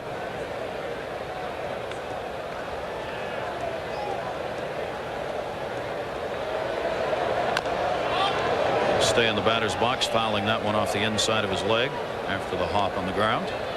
Even though Hollins swung the bat well in batting practice, Jim Fregosi was saying he probably swings it a little easier from the right side. That's another reason he wanted to get in there tonight. But I guarantee once Hollins gets in there, he'll stay in there. He wants to get on base. The guy is waiting on deck. After what we've already seen from Incaviglia, this ball game could be tied up with one swing of the bat if they can get somebody on here. 2-2 delivery. Center field. Jordan. Ooh, misjudged it. Makes the catch. That was a tough ball to play. A sinking line drive that never got very far off the carpet. Well, you have a big, powerful hitter in Dave Hollins. Every once in a while, you'll hit one off the end of the bat, and as an outfielder, that ball comes at you like a knuckleball. And this was knuckling out toward Brian Jordan. He went back, paused a moment, then realized he had to come in a hurry and really recovered nicely to make the catch. Tip of the cap to Brian Jordan in center field. Yeah, that's his natural position too. Langford is on the DL and he has been playing center, but Jordan feels more comfortable in center field. One down, and Darren Dalton. Hollins 0 for 3, Dalton 0 for 2, Kruk 0 for 3. So they're 3, 4, and 5 men in the order. Have not been able to do anything against Cormier. Dalton has grounded out twice. As Cormier has the sinker working tonight. Yeah, he has been able to keep in check the left-handers. They're hitting only 205 off him this year. Right-handers at 308. Strike in the outside corner. So as you said earlier, again, Cormier falling in with our program tonight. Thank you. Thank you, Mr. Cormier. Usually we end up spending the game explaining why it's not going like we thought it would. Pitchers outside, 2 balls, 2 strikes. Spend time analyzing numbers, setting up an opening segment for our game. Never pans out. It's panning out tonight. Leadoff man never gets on. There's one out of the ballpark. Ground ball second. This is going to be a right field throw for Pena. He got it. Wow, was he playing deep on Dalton? Geronimo Pena. One of the luxuries on AstroTurf, and that's why even though a pitcher is a sinker ball pitcher, pitching on AstroTurf is okay. Incaviglia, what a shot he put up in his last at bat. It looked good and it sounded like this. Just a huge shot into the upper deck. Listen to this.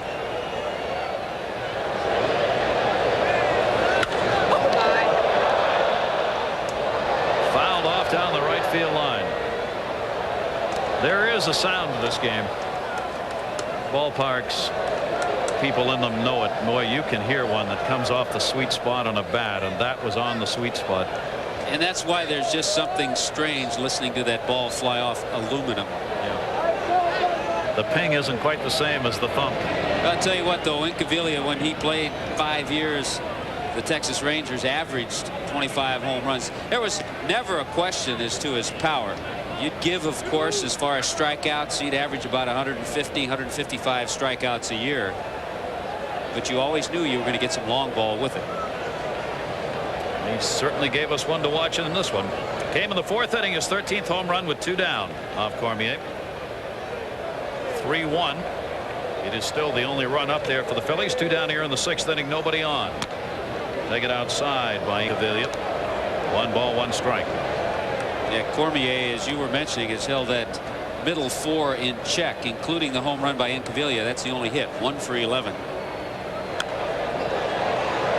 Inky fouls that one back. Incaviglia against left-handers this season, .294 coming into the game, but has hit 7 of his 13 home runs now off left-handers, and that's to be expected. I mean, that's the way he's being used, and that's what they acquired him for. You know, last year he was caught up in a youth movement in Houston. Jim Eisenreich was a reserve outfielder with the Royals, and Milt Thompson was a bench player. Now they're all tremendous role players for Philadelphia. That has made an enormous difference on this team. It has. There's no question. The moves that were made by Philadelphia with those names on the bench now have really helped this team. Milt Thompson right there on the right. Inky fouling off Cormier here. I mean, you even think ahead, not to say it's going to work out, but at least Jim Fregosi has it. This game stays close. You know you're going to see Lee Smith. But knowing that you can pinch hit with an Eisenreich or a Milt Thompson, a couple of veteran left-handed hitters, helps a little bit. Doesn't mean it's going to work. It makes you feel a little bit better about it. Gives you some room to make some moves, at least try it. 2 balls, 2 strikes, 2 down. Incaviglia standing out, making Cormier wait a moment here. 2-2 delivery.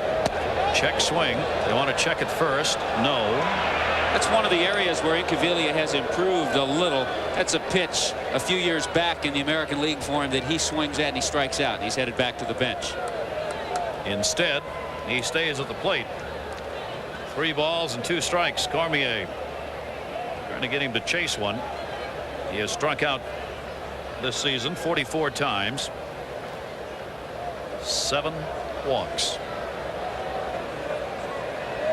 3-2. Incaviglia. He's having a good at-bat right now. He's really working Cormier.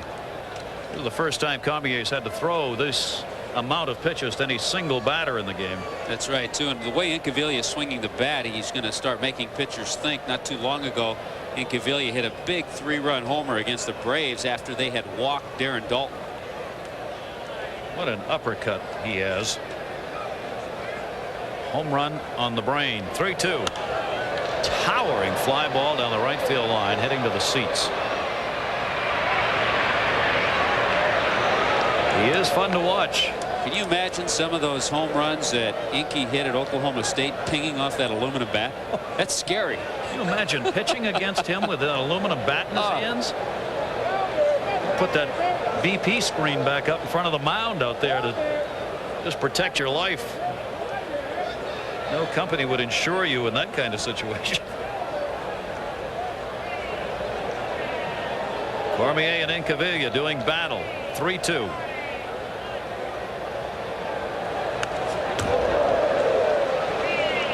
That's a good battle, too. And you can see where Cormier is working. Up with fastballs, down with the breaking ball.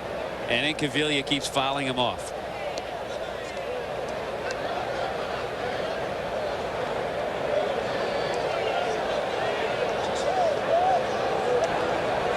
Three-two still.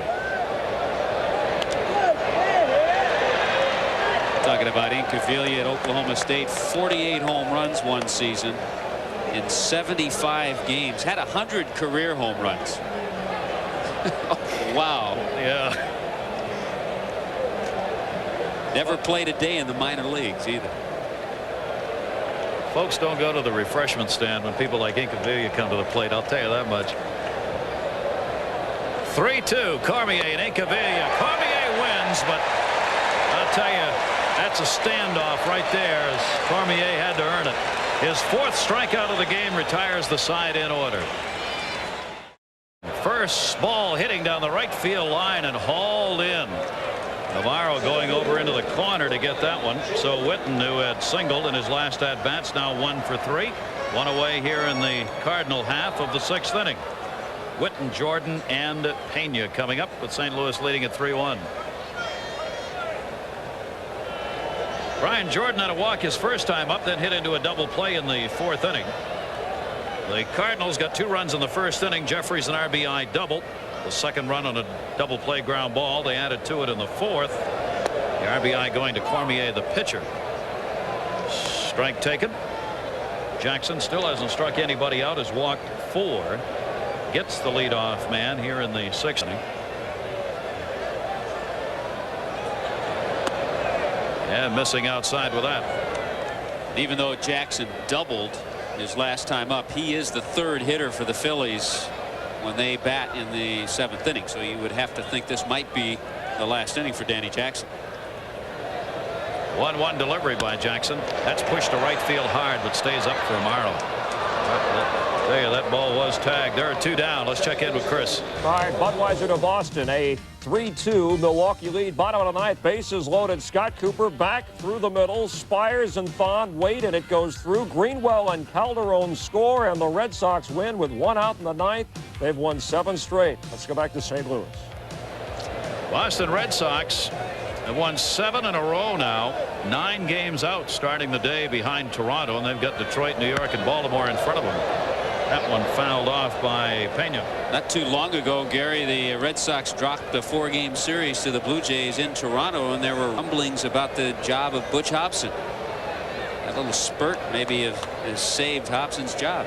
Especially those kind of comeback wins. Pena singled and scored in the 4th inning, batting .261. 2 down, 0-1 count, nobody on. Jackson fouled off. Count goes to 0-2. Kind of a revolving door with the second base situation for the Cardinals. It seems like every time I come here to St. Louis to do a game, it's either Oquendo or Luis Alicea or Geronimo Pena. Happened to catch Pena tonight. And all pretty darn good. 0-2 delivery. One of the reasons Pena's in there tonight, he's had 4 hits and 6 at-bats against Jackson. Not a lot of at-bats, but certainly has done well with it. So there's Alicea. You sit. I play. 1-2 the count. This is down low. Pena is the offensive minded of the 3, and Joe Torre really prefers Oquendo on the bench. He's a better player coming off the bench. Did a good job filling in at short when Ozzie got a day off yesterday. 2-2 to short. 1 hop. Talk about an atom ball. Duncan makes the play, and that'll take care of the side. 1-2-3. Danny Jackson getting it done here, but the St. Louis Cardinals still have the 3-1 lead.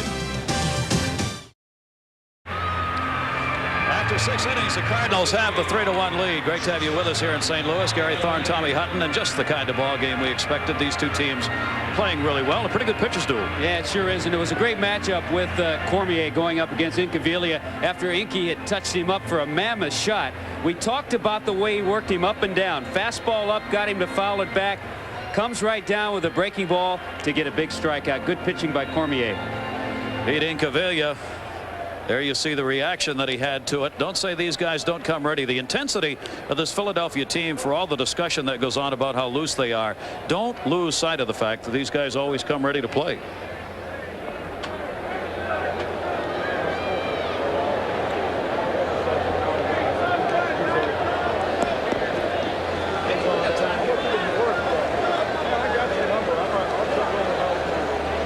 As the announcers quietly move back to their broadcast position, you get a moment of lovely silence. All right, we're ready to go here in the 7th. Mariano Duncan hitting at .245. First ball hitting right center field. That's a gapper. 1 hop all the way to the wall. It'll be played in, and a leadoff double. So the Philadelphia Phillies continue to threaten as they get the double from Mariano Duncan. His first hit, 1 for 3. And now that'll bring the potential tying run to the plate. Well, Duncan, a guy who at one time was a switch hitter, but has always hit left-handers when he was up there right-handed at a 300 clip. A couple of years he led the league against left-handers. So action in both bullpens for the Cardinals and for the Philadelphia Phillies. 9 doubles on the season for Mariano Duncan. Now Morandini has singled and grounded out. The infield is in at first and third, back at second and short. So they figure he just might try and lay one down here, and he does square around. Ball 1. Morandini batting at .248 on the season, and the Phillies get a chance here in the 7th inning.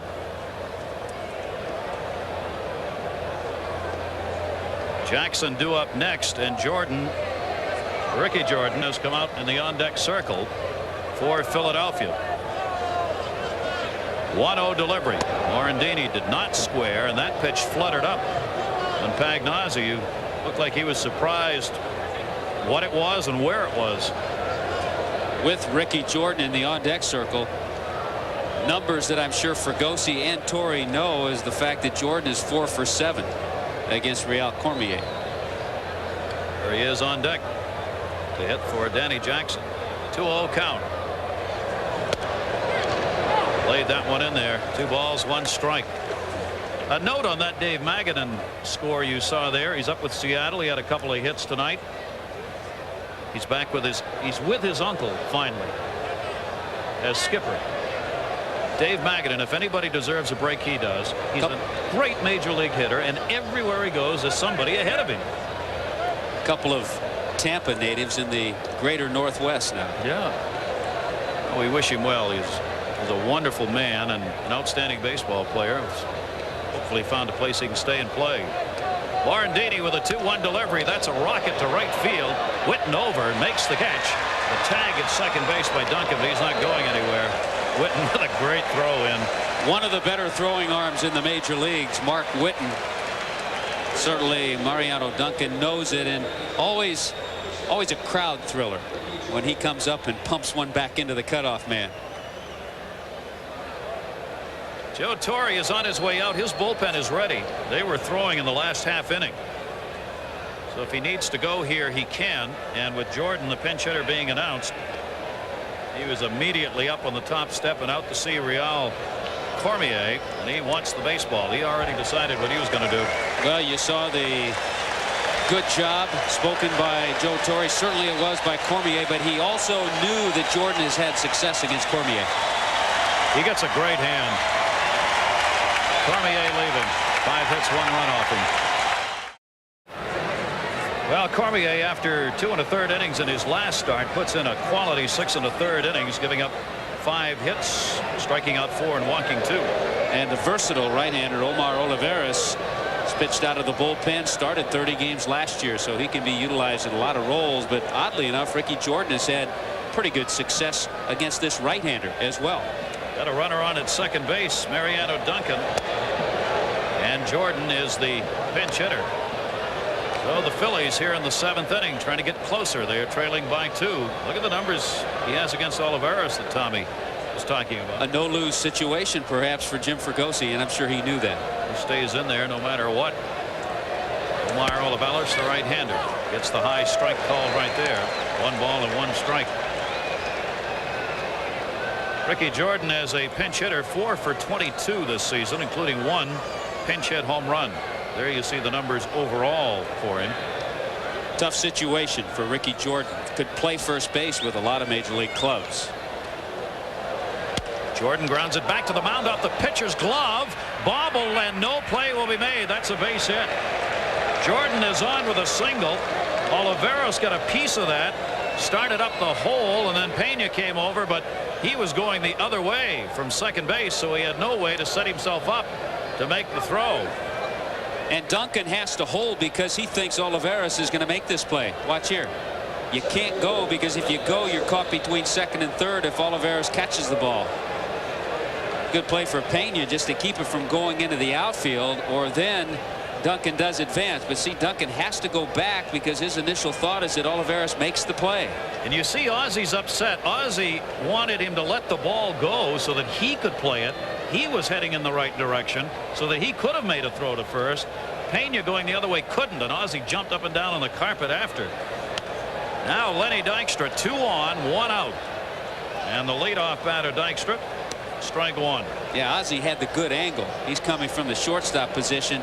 If he grabs that ball, he may have a play.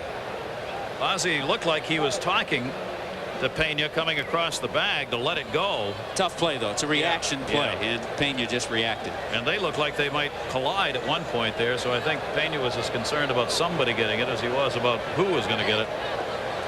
Dykstra down the left field line. Smith, the shortstop. Ozzy's got it, 2 down, big out.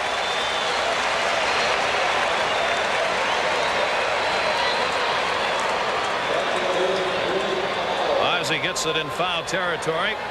Runners remain at first and second. Now there are 2 away. Cardinals leading at 3-1 here in the top half of the 7th inning. First of 4 that these teams are going to play against one another that will affect that National League Eastern Division race. St. Louis losing all 3 in Philadelphia by a run. They'll try and make ground up here starting tonight. Right now they've got the two-run lead. The Phillies continue to put people on base.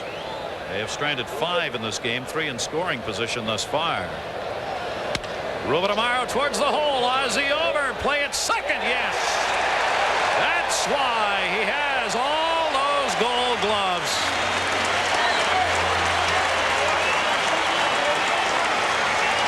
$13 to be exact, and he gets them because he does this.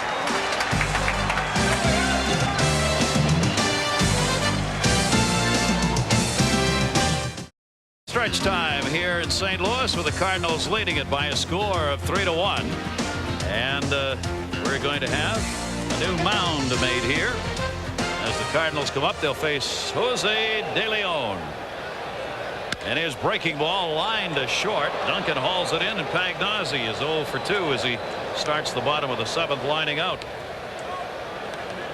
De Leon spent quite some time with the St. Louis Cardinals himself, so he's familiar with this mound here at Busch Stadium. He's, for the most part, now in the bullpen, one time a starter. One of the problems De Leon has always had, he's lost a lot more games than he's won. Good strikeout ratio, too many walks. Sometimes he throws that forkball a little bit too much, and he has a good fastball.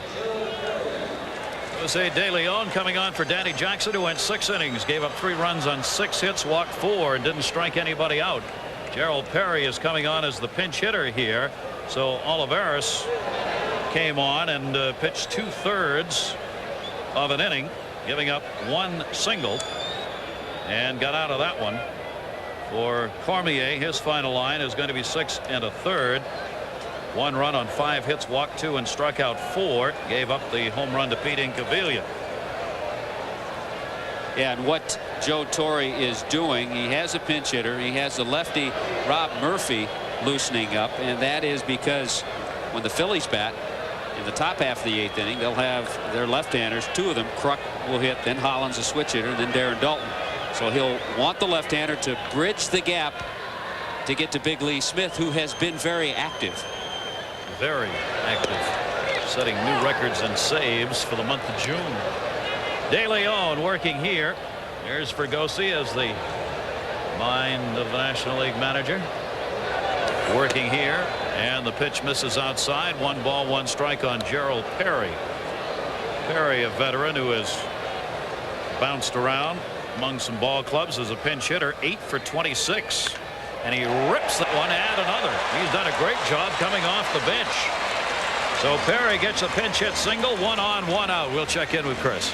All right, Gary, the 3 and 4 teams in the National League East. 2 out of the 9th inning. Pirates down by a run off John Wetland. Orlando Merced base hit right. Larry Walker throws. Lonnie Smith coming home. He's safe. Tied the game at 5. Pirates now lead 9-5 in the bottom of the 10th. All right, we're back here in St. Louis where it's 3-1. Cardinals are leading Philadelphia in the bottom of the 7th inning. Top of the order now, and Bernard Gilkey batting .311, a double and a run scored in this game. That came in the 1st inning. Taking on De Leon, on for Danny Jackson. Cardinals know this 2-run lead far from safe. It's been great pitching that has held Philadelphia down in this game. Philadelphia's had people on base. They've left 7 on, 4 in scoring position, so they've had chances. Foul back. De Leon doesn't throw quite as hard as he used to, and just notice watching him pitch to Pagnozzi and then the pinch hitter Gerald Perry. A lot of fork balls, and that's the pitch that does get him in trouble, because if he hangs it, he gets hit. But he's done a good job in the role that the Phillies have him in right now. Role here is not to give up any more to the Cardinals. Swung on and missed. Throw down is on the money, and they got him by a mile.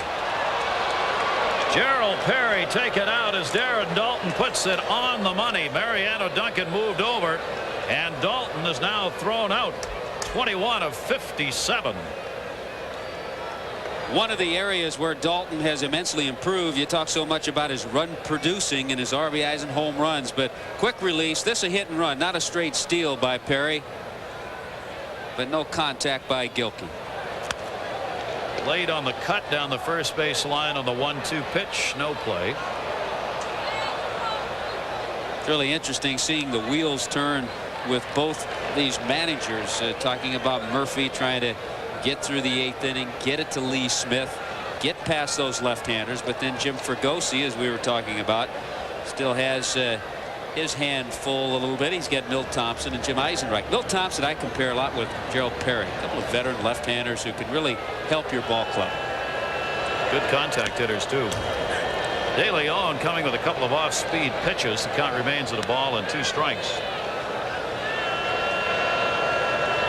Torrey loves to manage but not over manage.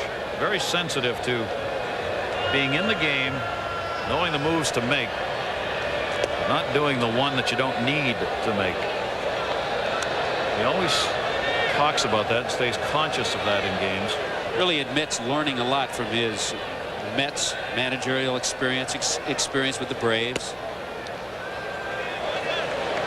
De Leon missing outside takes the count full on Bernard Gilkey. 3 balls and 2 strikes to the Cardinal leadoff batter. Right-handers hitting only 148 against De Leon this year.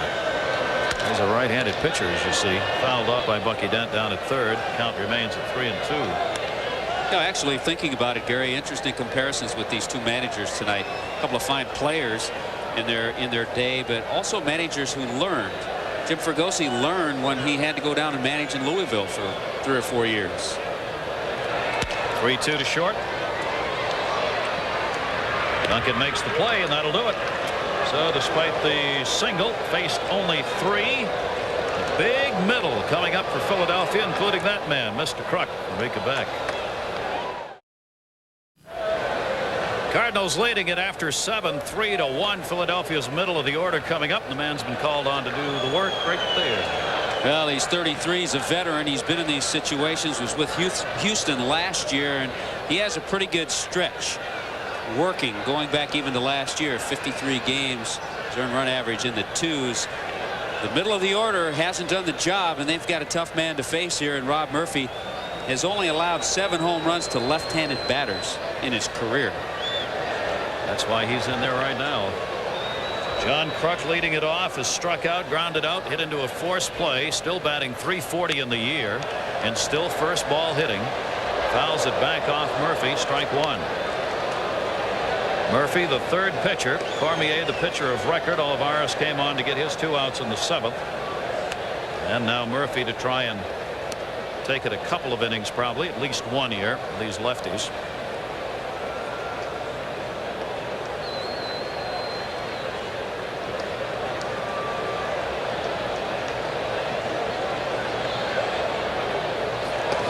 Kruk up the middle, off the glove to second base. Pena. Kruk's not a fast man. He beats it out. Good for you, John Kruk. There's one for those. His belt loop. Maybe makes it to the first hole. Pena came charging in, but he was playing so deep, he didn't have a chance on it. And good news for Philly fans, because with Kruk aboard, all of a sudden the tying run comes to the plate. If Murphy doesn't deflect it, Pena may make a play. It may go into center field for a base hit, though. It's really hard to tell what angle that ball was going. But because it was deflected by Murphy, slowed it up just enough for Kruk to beat it. And I'll say, when I see John Kruk, that you were the one who mentioned the belt buckle line. But that was an infield hit, John. And once again, Philadelphia getting somebody on here. And there's a fly ball to left. He just missed. Dave Hollins just a little underneath. Gilkey hauls it in left field. And Hollins is 0 for 4. But he's hit a couple hard in his last 2 at-bats. That's what happens when you miss some time. 2 weeks on the disabled list. You're just a little off. You might be hitting that ball in batting practice, but the timing isn't quite there in game action. If he's playing every day, hasn't spent time on the disabled list, that ball's in the seats and it's a tie game. That one may have been up where Incavillas was earlier. One away, Darren Daulton, who's taken the 0 for 3, batting at .254. Daulton has faced Rob Murphy only 3 times. 0 for 3 against him. Runner at first base. Murphy with heat misses inside and up. Ball 1. 7 hits for each team in this game now. Cardinals have been able to get their people home. Philadelphia's had them left on base. 1-0 delivery. Outside corner by Murphy. Hey, Murphy always had a good sneaky fastball. One of those pitchers, because of his delivery, short arm type delivery, the ball really jumps in on a hitter. Hard to pick up, and the ball explodes. Fastball along with a breaking ball too. Murphy got that one down and in. Fouled off. A ball and 2 strikes. Rob Murphy signed as a free agent in January of this season.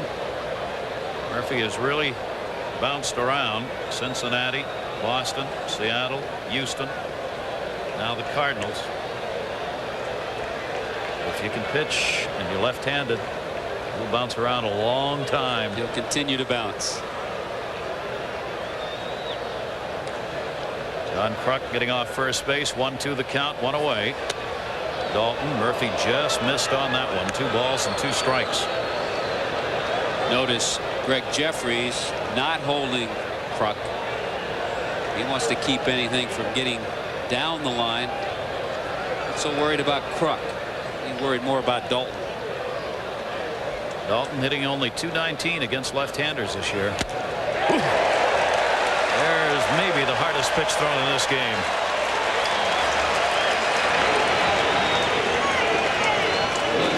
Well, you set a hitter up. You show him a little something away. Breaking pitch by Rob Murphy was the pitch that set up that good fastball. Here's a pitch prior to it, a little slider that zipped outside the strike zone. Then he comes back with that sneaky motion. Boom. And that fastball, when it's in that area that Murphy throws, really explodes. He really popped the mitt on that one. And Murphy will leave. He got the job done. Came on. Faced the left-handers. Got Hollins. Got Dalton. Incaviglia is coming to the plate when we come back.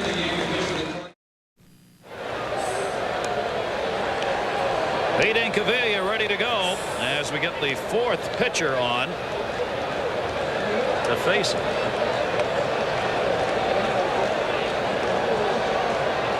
Incaviglia's already had 1 home run in this game. Kruk on at first base. And the breaking ball is in for a strike. Mike Perez, the 28-year-old right-hander. Another good pitcher out of the bullpen. What Incaviglia can expect. Fastball, breaking ball, which you saw, and the forkball. Got that one in on the fist. Foul back by Incaviglia. A 3-1 Cardinal lead. Top half of the 8th inning. Incaviglia put one in the upper deck with 2 down in the 4th inning off starter Raul Cormier. Now gets his chance here, but he's quickly down 0-2. Perez breaking ball in the dirt. Perez has not been scored upon in the last 11 games over 10 innings that he has worked. He's been very successful here at home this season. 4-0. 6 runs in 24 innings off him.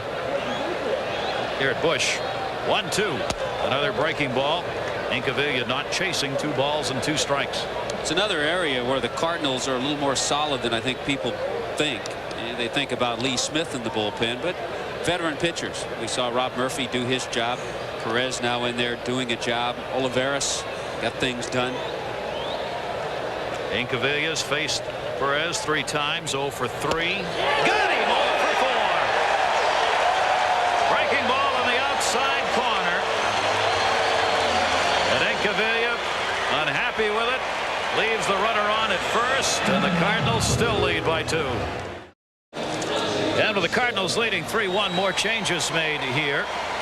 As we'll see, the double switch made. Jim Eisenreich has come on to play right field. Ruben Amaro had been there. Amaro has moved over to left field. Pete Incaviglia has come out, and in his place in the batting order will be the new pitcher, David West.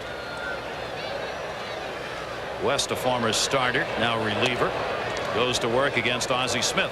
One of the little areas where the Phillies, I think, have some concern because they have a couple of projects out there in the bullpen. David West has done a pretty good job to this point. Mark Davis left-hander who has struggled, and the always erratic Mitch Williams.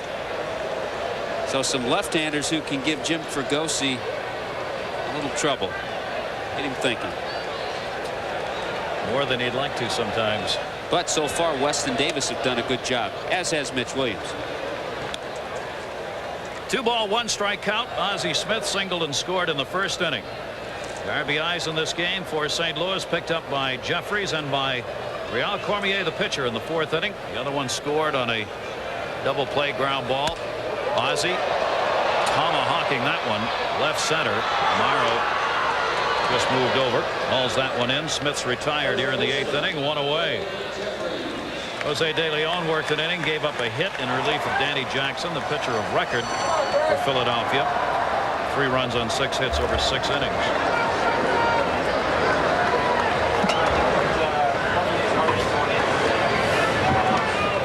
And the save savior is going to be ready for the Cardinals.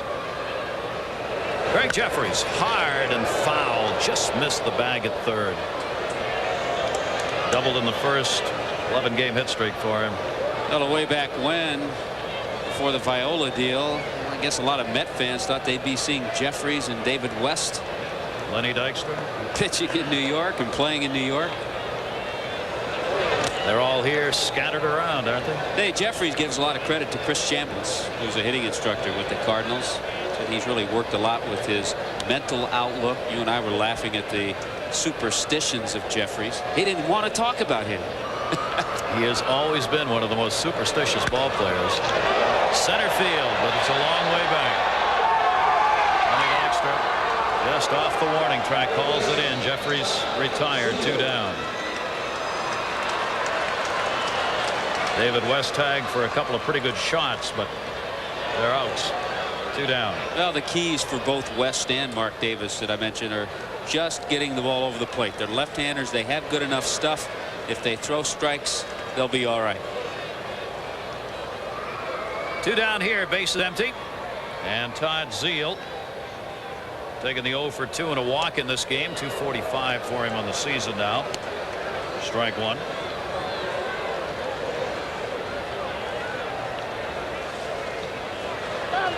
We're looking ahead. Philadelphia of the bottom third of the order is scheduled up, but Eisenreich is batting 9th now. That one in the air again to center.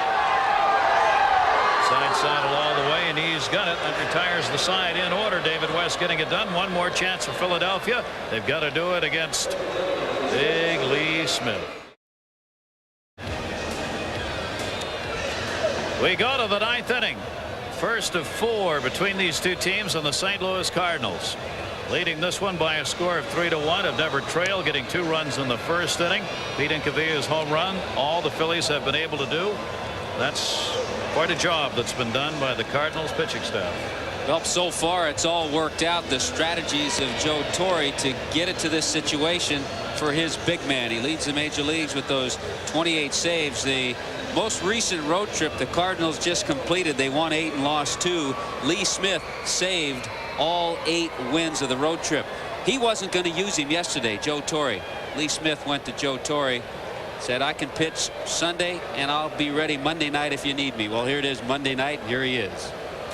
Putting up enormous numbers. 14 saves this month, the new major league record for a single month. Leads the majors with 28 saves. 16 straight he's converted. Major League Baseball's leader, 383. 145 of those with St. Louis. So here we go. Philadelphia.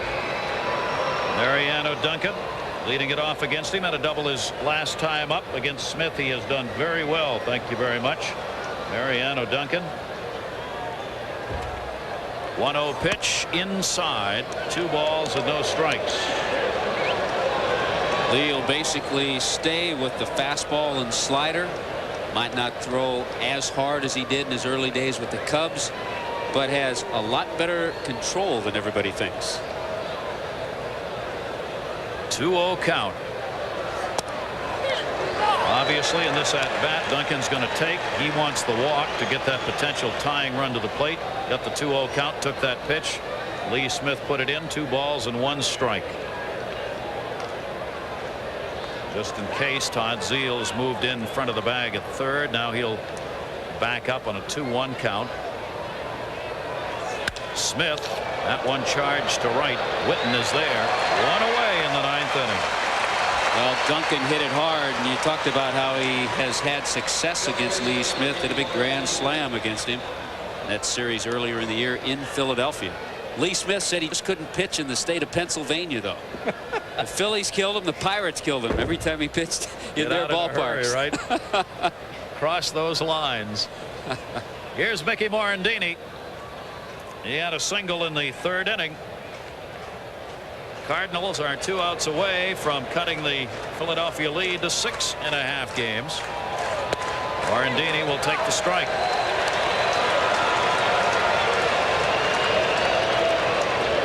Morandini 1 for 4 lifetime against Lee Smith.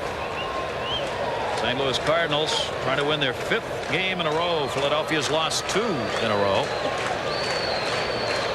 Smith's 0-1 pitch. Foul ball outside of first base. Been quite a performance by Cardinal pitchers. Real Cormier chance to win this and go 5-4.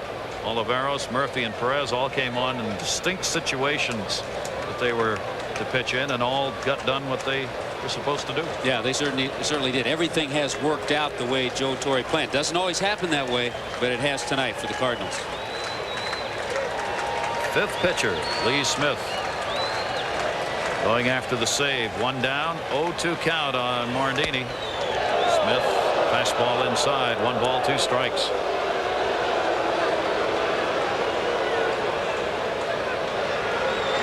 Cardinals are 22-14 here at home this year. So they're taking advantage of their home ballpark. 21-16 on the road, but this ballpark suitable to this team certainly. 1-2 delivery. He got him. Lee Smith, the strikeout, and the Phillies are down to their final out.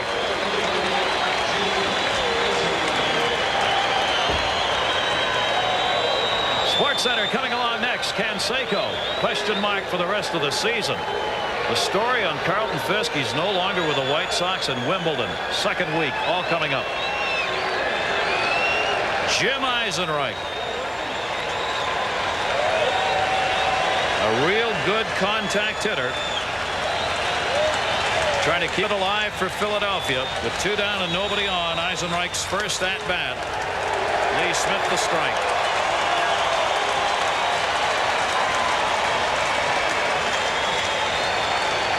Another veteran. Look at the job Eisenreich has done for the Phillies this year.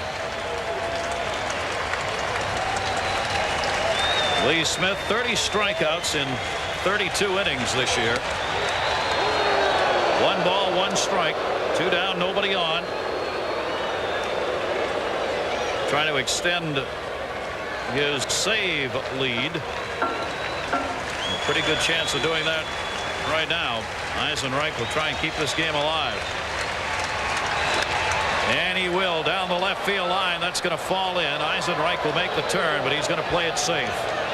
So Jim Eisenreich delivers a 2-out single here in the 9th inning, and he's on. He just took the pitch the other way. Keeps it alive for Lenny Dykstra. Lee Smith still looking for the 3rd out. Well, 4 days in a row, Lee Smith has pitched now. 28 saves for him. Mitch Williams with 23 is 2nd in the league. Of course, he's out of the pen for the Phillies. Dykstra, remember, has got some pop in the bat. A good fastball hitter. You see he's done well against Lee Smith in his career.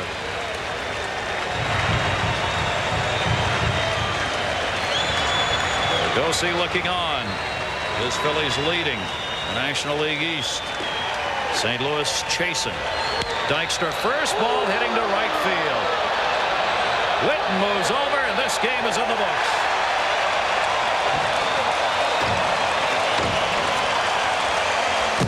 Basically, Gary, what it boiled down to, Cormier did his job. So did the rest of the bullpen. Joe Torre got a little offense quickly off Danny Jackson, who historically has always struggled early in a ball game.